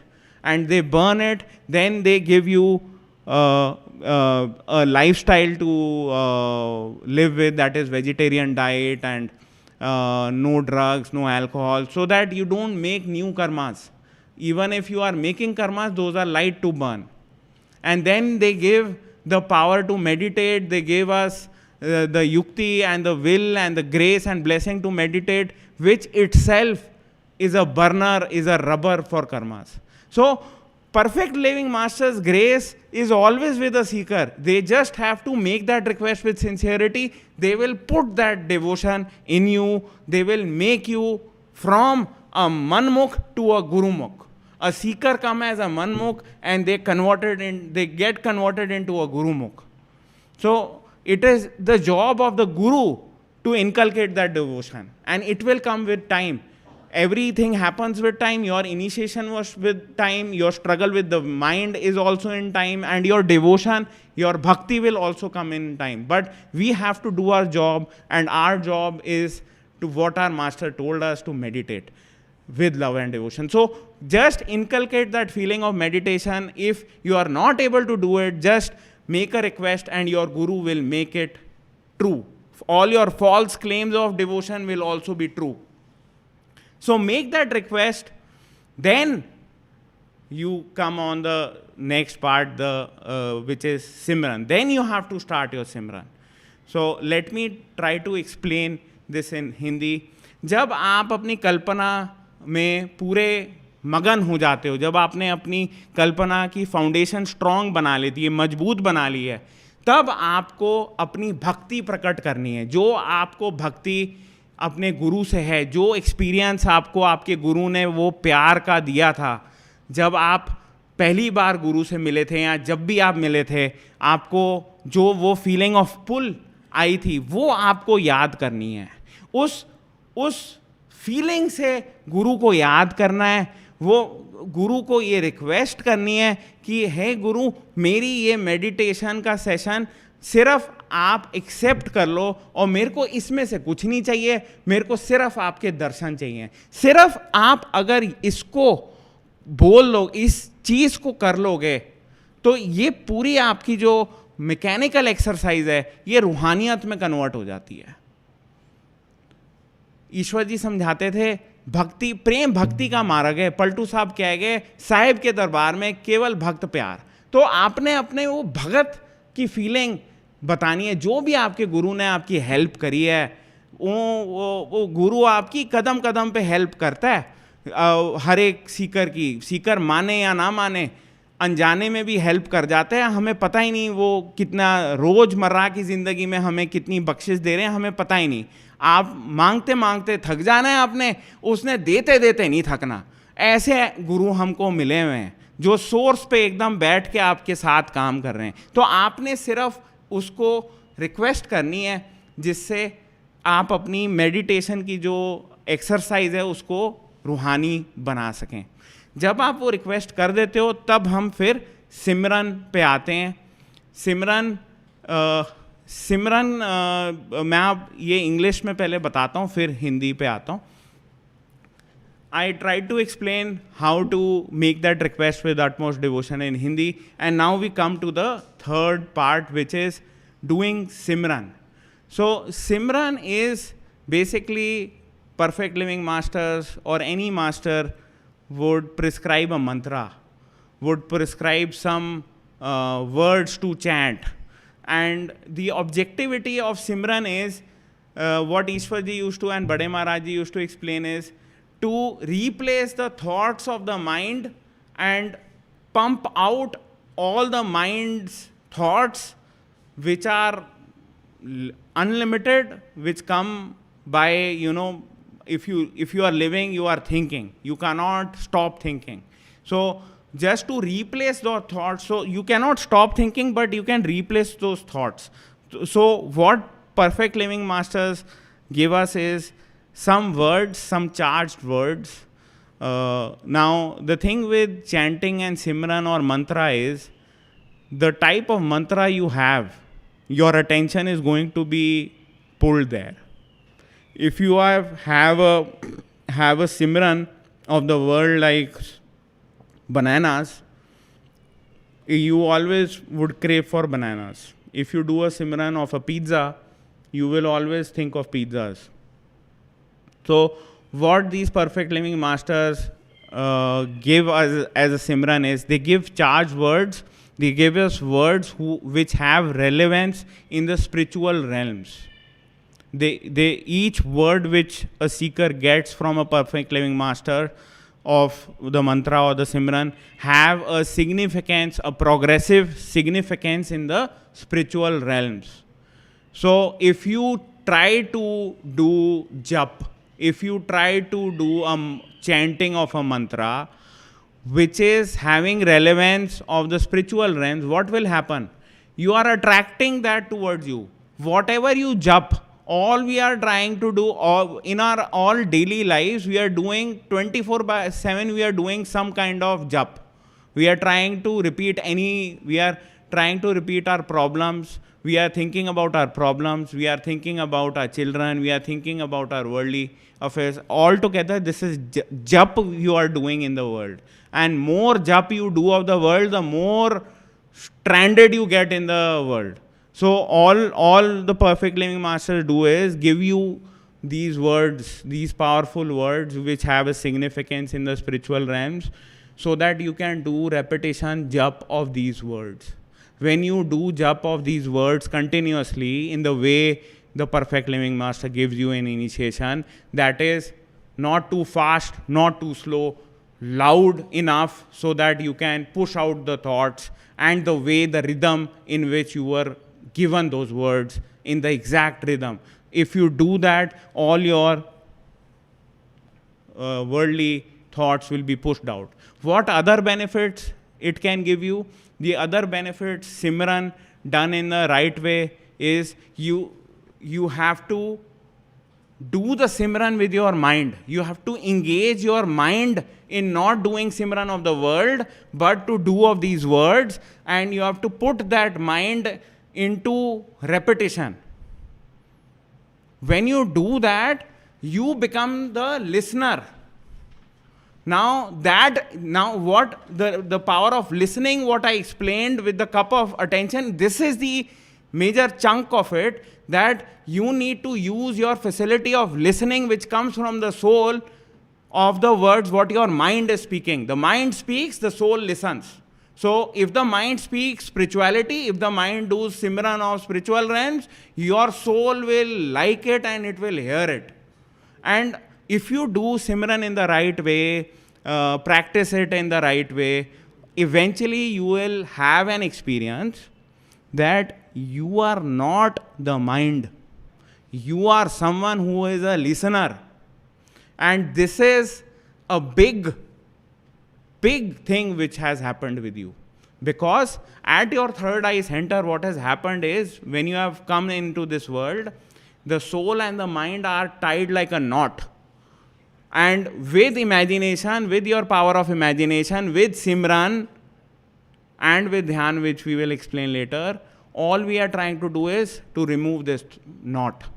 And this is your first experience, that you are someone who is not the mind, who is not the virtues of the mind, who is not the thoughts, who is just a listener, who is just an experiencer, who is just experiencing everything which is going around, and even in meditation is listening to the Simran.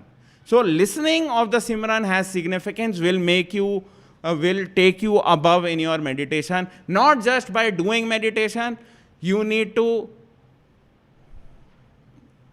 listen to that meditation. And as I have to also listen to our sevadars with the time. Time is always against us. Kal Bhagwan, Ishwar ji used to say, Kal is always looking. Okay. So that is Simran. You need to listen to the Simran. That will make spiritual progress for you.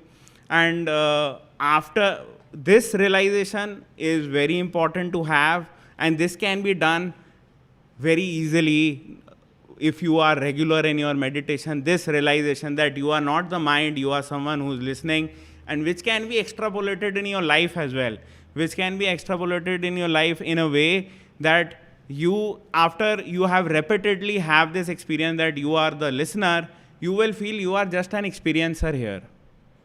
You have you just have come here as an experience into a drama. You have these covers upon you.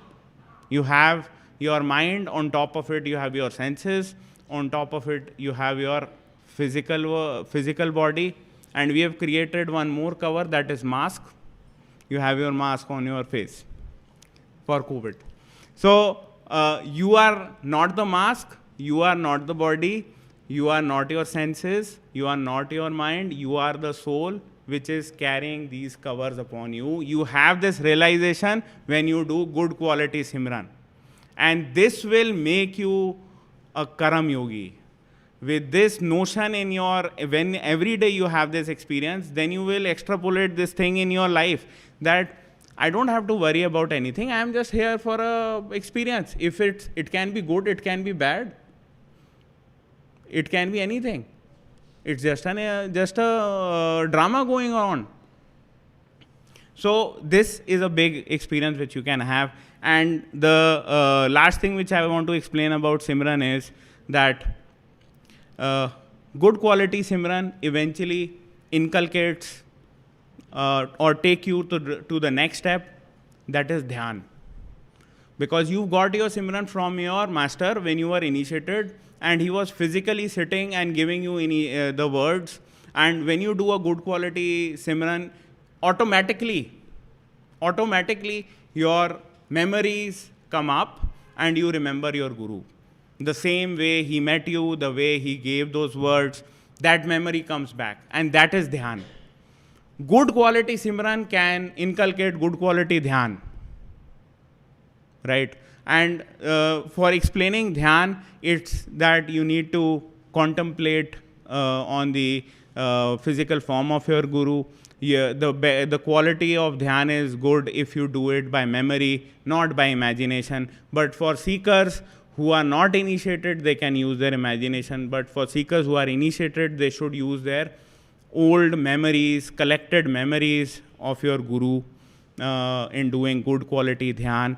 And if you do good quality Simran with good quality Dhyan, what will happen is in your memory, you will make new memories. Eventually, you will come at a level wherein you will feel that this thing never happened in my memory. This thing is a new thing. So that is what is needed.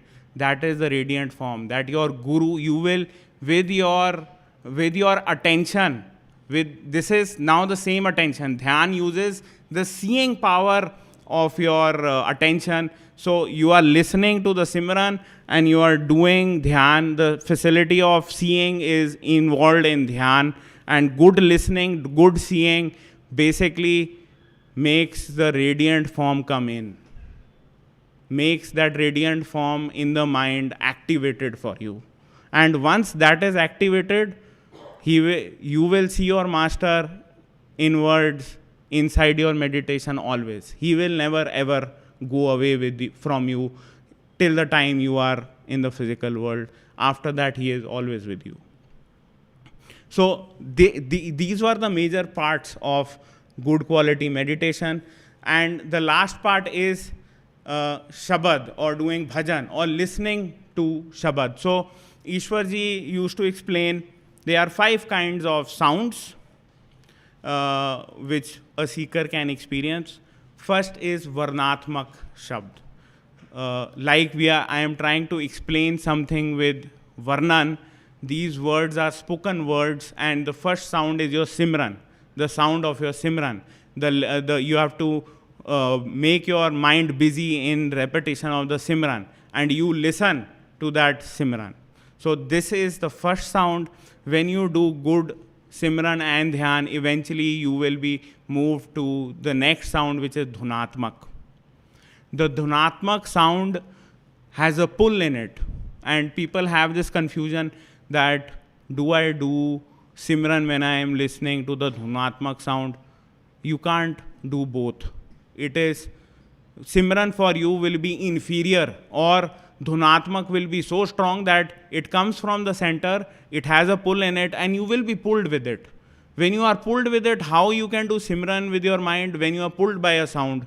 If somebody is pulling me with a sound, or someone physically, if you are pulling someone, they can't do anything else, right? So you move from the first sound to the second sound autonomously. When it comes, you will leave your Simran, continue doing dhyan, and you listen to the dhunatmak sound. After you have made progress to the dhunatmak sound, the next sound which Ishwar ji used to explain is anhad. Anhad, by definition, it means it has no beginning, no end. It is anhad.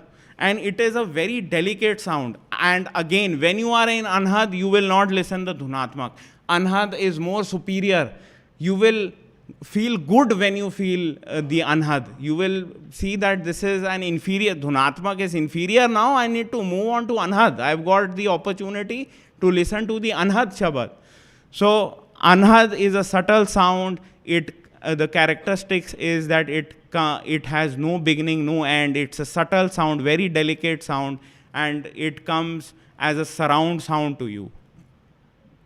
After listening to the anhad Shabbat, then you move on to the fourth sound, that is Sar Shabd.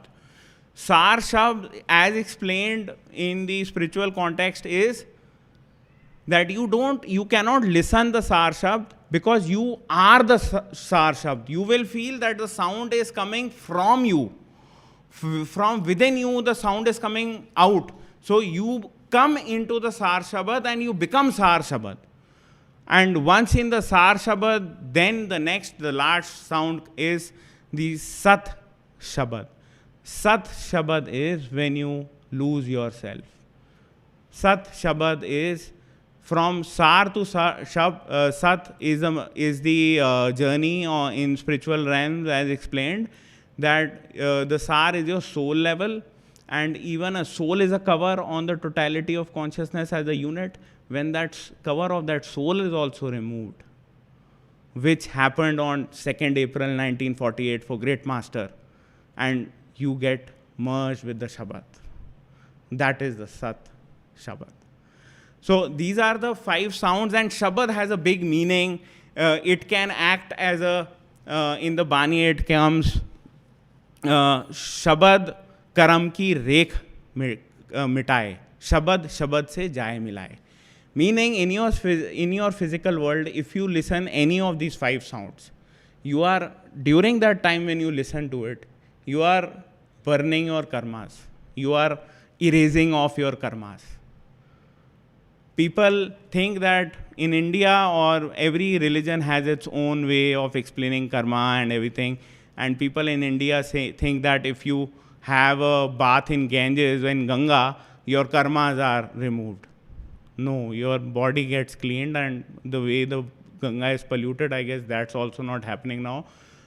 But if you listen to these sounds, your karmas are burning. You are burning your karmas daily. You are creating karmas also with Kareman, but if you do meditation daily, if you listen to these sounds, any of these sounds, don't think Simran is inferior. Simran has a big contribution in your spiritual progress. Don't underrate Simran. Simran has a big contribution in your spiritual progress. If you listen to these 5 sounds, and listening is the quality, if you listen to these 5 sounds regularly, any of these 5 sounds, it cannot be that you listen all of them simultaneously. It can be either or. So any of these sounds, if you listen in your meditation, eventually you are rubbing your karmas off and you are feeling light. So these are So these are the teachings which Great Master and Ishwar ji prescribed, and we are time bound. I wanted to share more, but Sevadars are saying you have already taken more time. So I wish you a great Bhandara. Do your meditation with love and devotion, and take full advantage of this day. Thank you for coming, and thank you for giving us this opportunity of doing seva. For us, this is seva of Ishwar Ji and Bade Maharaj. Isha Trust was opened for this purpose only, and it will serve it will continue serving for this purpose only. Thank you for coming, and we have Prasad prepared from Ishwar Ji's event. One packet was given by Chandar Ji. We have amplified that Prasad, and everyone who have come here physically will get a packet of that. And we also have arranged Langar Prasad, so do not go with both the Prasads. Have both the Prasads and enjoy the day of bliss and grace. Thank you. Friends, welcome to the great master, Hazur Maharaj Baba Sawan Singh Ji's Bhandara. He was my master. This is a big day, great day. We wait for this day for the whole year. People who have attended Bhandara in previous years have been writing emails to me how their life changed on this day, and the next year was totally different from the years that they had lived before. So after those testimonies, I feel it's something important I should share with you. What I'm going to share with you is that this day, 2nd of April, is important because on 2nd of April 1948, the great master Hazur Maharaj Baba Sawan Singh left his physical body, made people feel that he had died, and yet his disciples, who had been initiated by him and who had occasionally in their meditation seen his radiant form, began to see his radiant form forever. So he was with them forever, and he never died. He made it clear that death is only a physical phenomenon, only with the physical body. A master does not die. A master has an established relationship with us which has started way back. An arrangement was made long ago before the creation of this universe. And once that master has come, it's part of that great plan. And he takes us back to our true home. And he does not give up, no matter how hard we try. There is sometimes people who have to be dragged along. Rumi says that love of the master is dragging us by our ear to our true home, just because we are marked on his list. Sometimes our mind does not even know where we belong, and we still fight between the mind and the soul. We fight between ourself and the soul and the mind. That's given to us as a machine, as an accessory to use. The masters take us back home, no matter where we are, what we do. Therefore, it's a very important day in the sense that we can realize that the great master, for those who are initiated by him, has never died. He is present in greater radiance, in greater power than he ever showed in his physical form. Therefore, it's a very special day today that we can remember. This is the day of transformation. This is the day when the whole change took place and we realized that a master never dies. On the other hand, it's important to take advantage of this, to take advantage of the opportunity to get a radiant form of the master that never dies while the master is alive in his physical body. If he has died in his physical body, he's gone except for those who saw him and got initiated from him when he was in the physical body. There was a well-known mystic named Sheikh Farid Shakarkandi. Sheikh Farid's master was Sheikh Qutbuddin. And Sheikh Qutbuddin initiated Farid and made him have all the highest experiences. Farid told his son, the master is getting old. He is very old, he might pass off any time. And therefore go and get initiated. And Farid's son said, Dad, you know I am doing a lot of other things and I can wait. There's plenty of time. And the dad said, you may have plenty of time. Will the master be there? And the son wouldn't listen. One day, Qutbuddin died. And Qutbuddin died at his burial. When the body was lying before being embalmed and put in the coffin, Farid's son ran. He shaved off his head which was customary for getting initiation in those days, shaved off his head, put his head on the feet of the dead body of the Qutbuddin's body lying there. And he said, initiate me.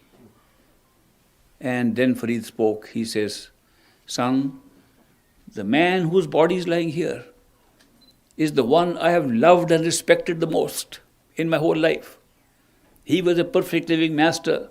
Sorry, you're too late. He can do nothing for you. He is not in this body. The body is just a shell. He has left it. Of course, he regretted that he couldn't get it. Later he implored his own father, you initiate me. And the father did initiate him with the instructions of Qutbuddin, his own master. These masters work in a strange way. They give credit for everything that is happening to their masters. Although the master has totally embedded himself in the successor and works through the successor and becomes one with the body of the successor. And the successor knows that the master is completely in every cell of him. The same being, the same physical being in a radiant form has gone right into the master. Yet the physical form of the master is necessary. And therefore, Farid gave a good advice to his son. The son was too late. He did. Why I am bringing it up to you? Because do not think that even the most perfect masters can ever give you anything if they are dead. This relationship is between a person who is alive and a seeker who is alive. Both are in human body at the same time. And they can communicate. And they can express love for each other. That experience of love can take place in the physical universe, in the physical world, between two physical beings. Without that, there is no initiation and there is no salvation for anybody to say, I am going to worship a man who died. I am going to get initiation from a person who is already dead. It doesn't happen. It never happens. Therefore, when we are seekers in the physical body, we should take full advantage while a master is alive. All masters have said so. All masters whom we worship today as dead masters have also said so. They said, while I am here, take advantage. Some have said, we'll come again also, if you miss the bus now. But don't think that after they have died in the physical body, physical beings can take any advantage from them, no matter how perfect they were. So that is why it's so important not to lose time. If you are blessed and lucky enough to find a perfect living master who has appeared in your life because of your good fortune, because of your excellent fortune, that you are a marked sheep of that master, do not waste any time. Do not dilly-dally over anything. Do not lose your priorities. It's the most important thing to take advantage of a living master. That is why today I can tell you, I saw my master. I was initiated by him. He's never left me. He works embedded in me completely. I verify every day. I verify. Hope you haven't moved away. He says, no. Therefore, today he has come here to give you the best of blessings. Blessings come every day. Actually, Master's Bhandaras are every day. But we don't have the same receptivity which we have on a day like this. Therefore, Master says, okay, I'll give more. Great Master was once asked by somebody, Master, you are so full of goodies in your bag, so much grace you have. Why don't you pour it out? He said, I try sometimes. He didn't say I try all the time. He said, I try sometimes. I sometimes carry my basket of goodies at 3 o'clock in the morning and I go all around. People are sleeping. Nobody is ready to get it. I come back, my goodies are still full in my basket. If they were awake waiting for me, I would pour the goodies into them. They have the receptivity. They don't have the priority. They don't think it's that important, that this is a great time. There are moments in life which come when you get things which you cannot get at any other moment. Those moments sometimes occur once in several lifetimes. There's a story about one of the masters in India who was a cobbler. He was a shoemaker and repairer of shoes. He used to repair his shoes in a little hut. The king at that time, name was King Pipa. King Pipa was a follower of this master. And so the master's hut was not too far from the palace. So the king would occasionally go and attend his discourses and keep his company. One day, the king got up early morning. He said, there's a perfect living master sitting outside. I have offered him many times to move into the palace, to live nice. He says, no, my destiny is to be a cobbler. Therefore, I am carrying out my destiny. I am living like a shoemaker and a cobbler outside. One day it occurred to him, he's such a great master. Let me get his best blessings. He says 3 o'clock is the best time. I'm going to go and see him tomorrow at 3 o'clock. He woke up early morning and went to the master, whose name was Ravidas. And he went to him. And master, the cobbler said, Majesty, what has brought you out here so early? He says, I have not come as Majesty, not as king. I have come as a beggar to get your special blessings that you only give rarely on occasions like this. He said, oh, very good. I'll give you a blessed water, Charnamat. I'll give you some Charnamat. There was little water in which the cobbler was working, dipping his leather and repairing shoes. So there was a little dirty water with some leather color in it. So he said, here is some blessed water. Take it. So the king did like this. When he saw the water was just dirty water from that little cup, he allowed the water to go down his sleeve. He said, thank you, and ran away. He said, I never knew the blessings comes in the form of dirty water. I thought he'll really give me something. And he went back and he took off his shirt and he said, this shirt has got all stained with that leather. Took it off. He said, before anybody can find out what mistake I made this morning, there was a washerman living on the premises in the palace. He told his close confidante attendant, he says, look, don't tell anybody. Take this shirt to the washerman. Tell him to wash right now. Dry it up. Iron it and bring it to me early morning. So it should be done within the next few hours. So the attendant took it to the washerman. He was woken up. And he said, what is it so early? He said, this is a very special order from the king. He sent his shirt. It has got a little stain on the arm. He wants you to clean the stain and bring it back to him. So the washerman got up, tried to see the stain. He woke up his little daughter. He said, can you remove the stain somehow? And she began to chew on that stain. She began to chew to take the stain off. And when she was chewing, something was opening up. By the time she finished cleaning up, she was giving a discourse on spirituality. And next morning she gives up and gives it discourses. So the word spread around that suddenly the daughter of the washerman has become enlightened. And she is giving discourses of higher regions. And she knows about the higher regions of consciousness. The word spread around, people began to come and worship her. And the king heard that the washerman's daughter has become a saint. So he went to her. He said, maybe she'll give me more than Ravidas master could give. He only gave me dirty water. And this woman is actually giving blessings. So he went to the daughter. She was a little girl. And he bowed before her. And daughter got up. He said, no. Don't take me as the king. I have not come as a king. I have come as a beggar. She said, I am not saluting you as a king. I am saluting you because all I have is from you. It all came from your shirt. Therefore, I am saluting you. He felt so strange and bad about it. Went back to Master Ravidas. He says, Master, give me some more of the Charnamat that you gave that day. Ravidas said, these moments come once in a lifetime. These blessings don't come every day. You came with a strange seeking and heart at that moment. No verification was done. You didn't look anywhere. You got up early morning with that seeking and came to me, and that was a moment when you got something. These things don't happen every day. Continue your meditation with love and devotion. One day you'll get similar experiences. I'm telling you this story because this story has been repeated many times by different masters at different yugas, different moments. So therefore, one should not miss those opportunities. I always feel that this particular day, 2nd of April, every year, the Bhandara day is one of those days when you can get special blessings. Do not miss the opportunity. All that is required to fill your cups is to keep your cups in the right direction. That's all.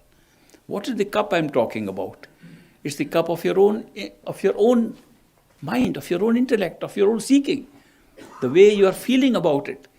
If your feeling is, I have to do that work, I have to finish this, what about my kids, what about my family, what about that place, then the cup is turned that way.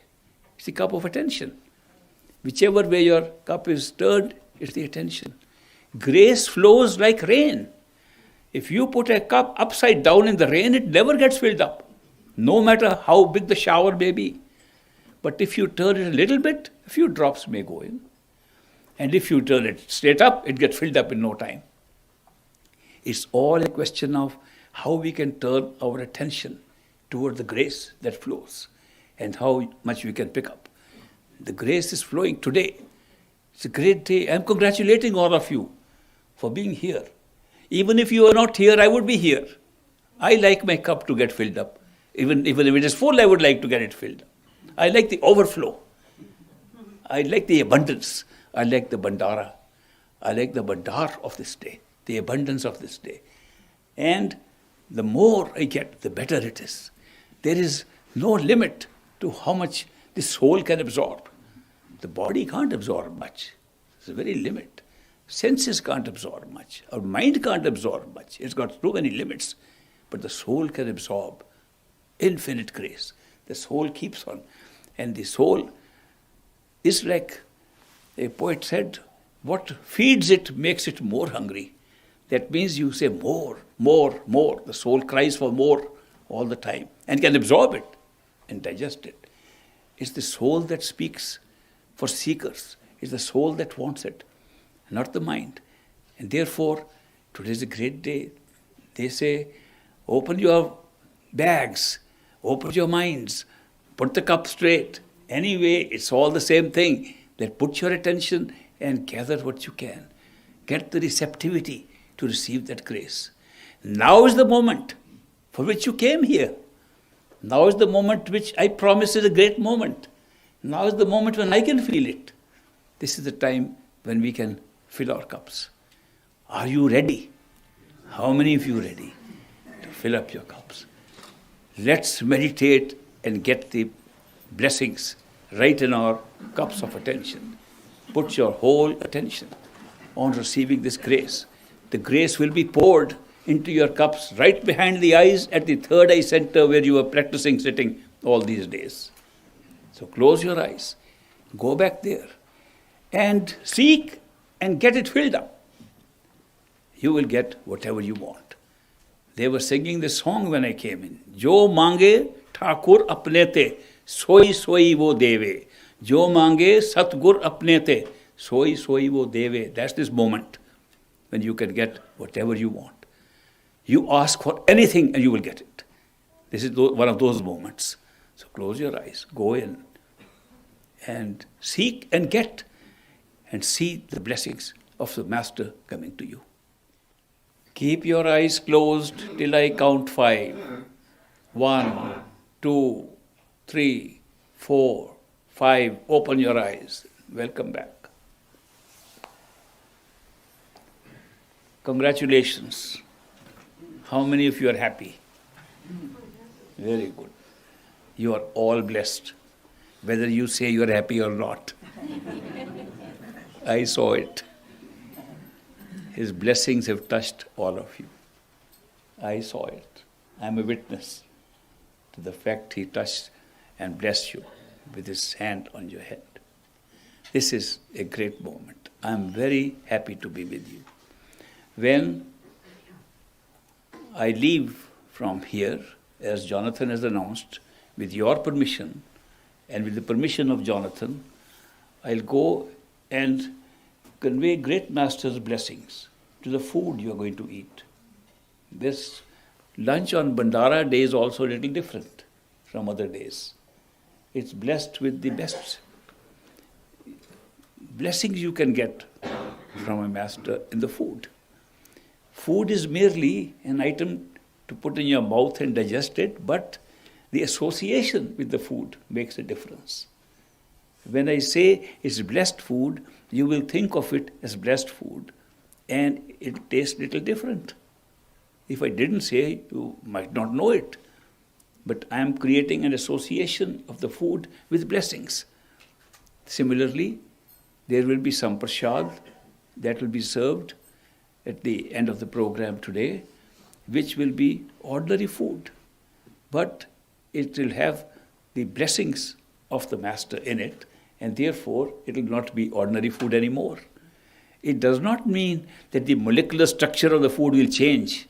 It does not mean it will become something different. It's still the same. But when you eat it, the association will be with the Master. And that is the importance of Prasad. Prasad means every time you look at it, every time you take it, every time you have anything to do with it, it reminds you of your Master. That's the value of Prasad. So Prasad is merely blessed food. So you will have 2 doses of blessed food today. One at lunchtime and one at the end of the program. So the one that you carry with you, take a little at a time and make it last. Because the longer it lasts, the longer you will be able to remember the Master, and the longer will be the good meditation you will be able to do. And if you run short of it, take some similar thing like what is given in the Prasad and put it in and mix it up and shake it thoroughly so that it becomes blessed like the little Prasad that is left in your bag. We used to do it. We used to do this. They used to give puffed rice to us at Prasad, and we used to, if it became less, we put some more puffed rice into it and mixed it up. And some was for our mind, because our mind said, now this is puffed rice, this part is Prasad, maybe this one is not. But we tried to buy identical kind of puffed rice, so we couldn't know which one is which. And sometimes we would take a little extra to make sure at least 1 grain of the Prasad comes in. But do you know, even by doing that, we were constantly thinking of Master. Even playing this game with Prasad, our thoughts were of the Master. So the real method of doing meditation is to remember the Master. There is nothing like it. If you remember the Master, that is meditation. Because if you remember the Master, you are continuously building a relationship of love with the Master and continuously building something that's going to take you above the mind. So I have been mentioning all these days about the importance of various things. Don't forget them. Take care of your meditation on a regular basis, not sporadically, not once in a while. It's not the same thing. If you do little bit, sometimes I say even do 1 minute, even answer the roll call in the class, which is what we used to do. That we just appear, say, yes, I am present. Master, I am present. Close your eyes, see the Master. Master, I am present. Can I go now? Okay. But when you go, remember me even there. So that's fine. So wherever we go, we remember the Master. So that is why this is a very important thing to be regular in meditation. Be careful of your diet. People think that being vegetarian is good enough. That's not good enough. You have to be a light vegetarian. If you overstuff yourself with a lot of vegetarian food, you are so sluggish and so sleepy that meditation becomes difficult. We all overeat. I can tell you that. We all overeat. Me too. I'm not very qualified to talk on the subject because sometimes people feed me 2-3 lunches on the same day. Sometimes 2-3 dinners same day. So I try to make it so light, but still, if the number goes up, you eat too much. I know if we ate half of what we eat, we'd still be very healthy. We overeat. But the lighter the food is, the better you are in a position to meditate and concentrate. You will notice your own clarity improves. meditation improves your clarity of thinking. It improves your clarity of absorbing things. It improves your clarity of doing your own professional work. It improves you in every direction.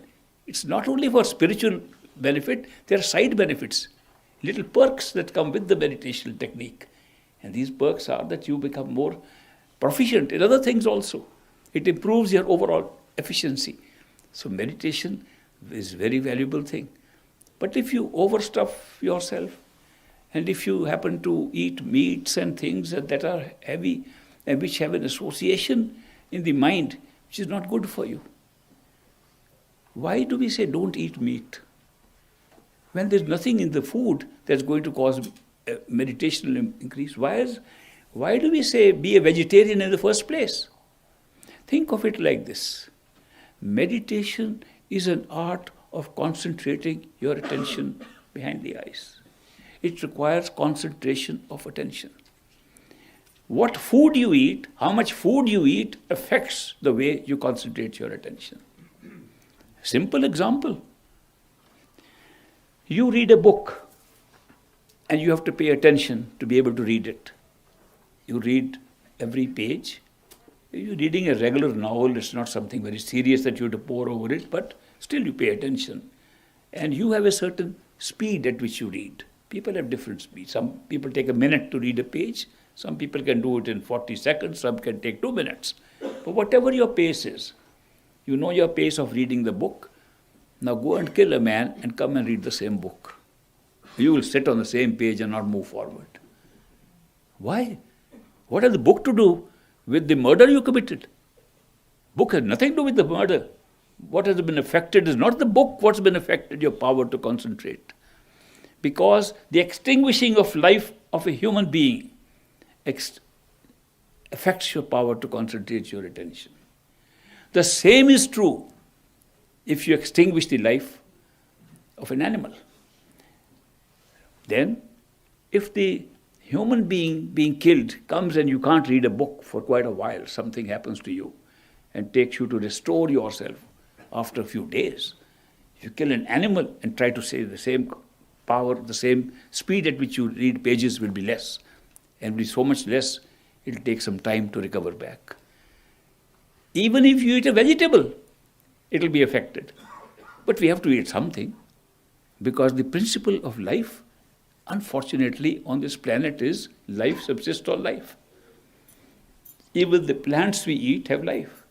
But they have the life of the lowest level of awareness, which means the degree of life in them is the one that causes least interference with the power of life.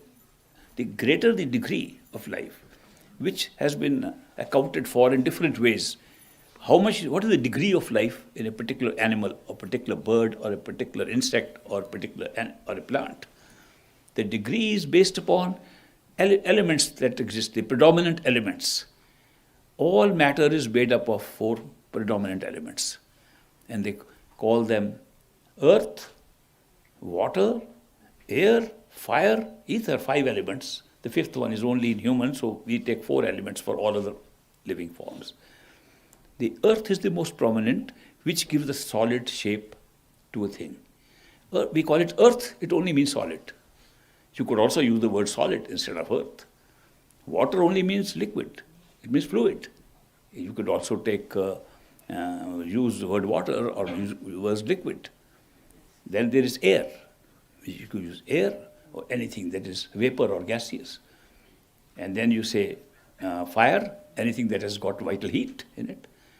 You'll find many insects have no vital heat. Many snakes have no vital heat. They survive. Some animals need vital heat. Without that, they don't survive. Different bodies have been set up in different forms, the combination of these ingredients of bodies in which life can be placed, a soul can be placed. When there is only one element predominant, which is true in plants, which is predominant element is water, is 90% water, their level of awareness at the lowest level. When you move to other beings, other animals, other life forms, you find that the number of elements keeps on increasing. Only in a human being you get a 5th element, which is, they call ether, What it really means is free will. It really means is the ability to discriminate. They don't have that ability, the other forms. And we have an ability to discriminate and make judgment on this is better, this is worse. They can't. They just go instinctively.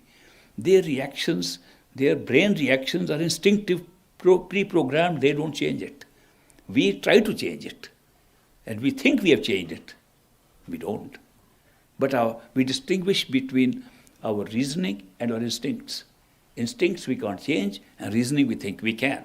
This is the ether element, the fifth element. Therefore, the most well-formed with the highest awareness of all living forms is a human being. All others descend. That is why, because the extinguishing of life creates an interference in the power of concentration of attention, mystics have said, become a vegetarian, and light vegetarian, it will help you in your meditation, it will help you in your concentration of attention. That's why they recommend it. It's not that by becoming vegetarian you become spiritual.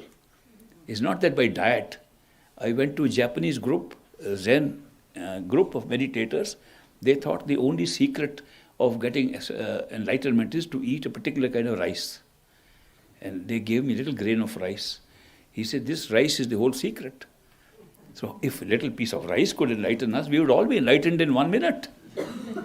I can get a bag of that rice and distribute it, and we'll all be enlightened.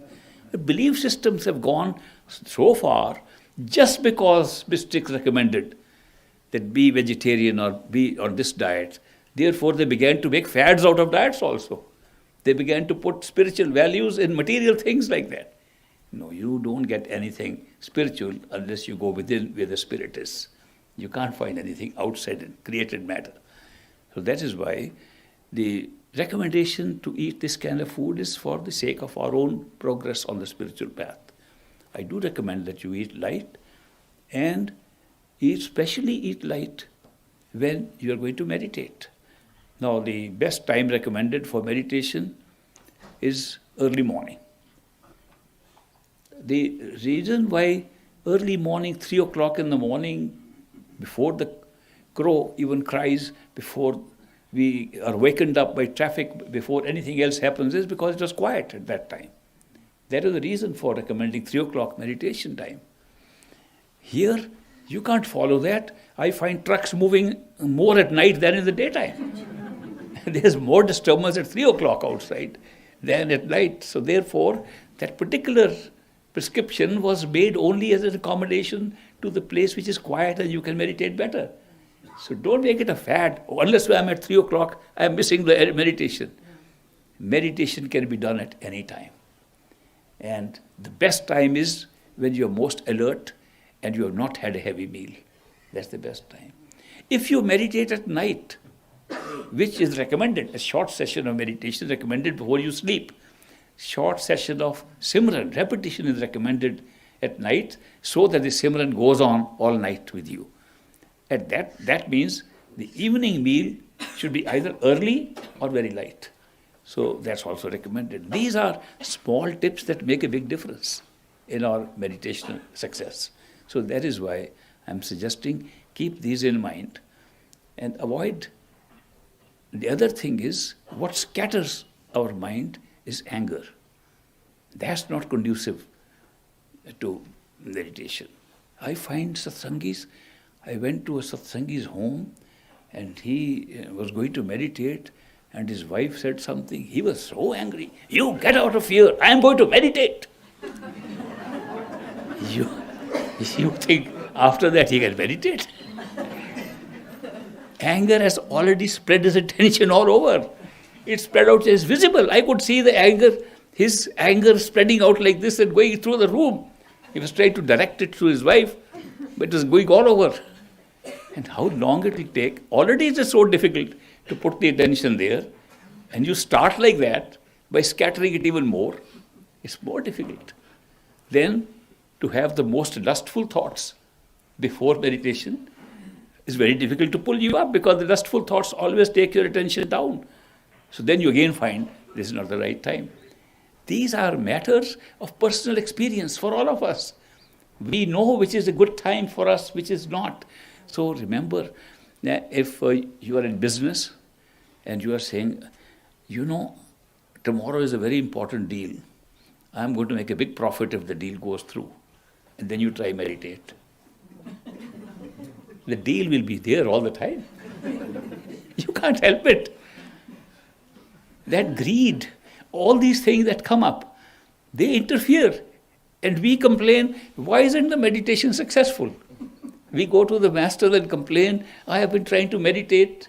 And when the master asks some questions, we have no answers because we know what happened. But it's good to know in advance. So I am telling you in advance that meditation is a very subtle art. It's a subtle art of balancing something. It's balancing your life outside and balancing your experience inside. It's a subtle balance. How much attention you give to things outside, how much attention you give to your meditation inside. You can't ignore outside because you have to be alive. You have got duties to perform. Your responsibilities imposed by karma upon you. Therefore, you have to live a very, very active life. Meditation does not interfere with an active life. You don't have to run away from life to meditate.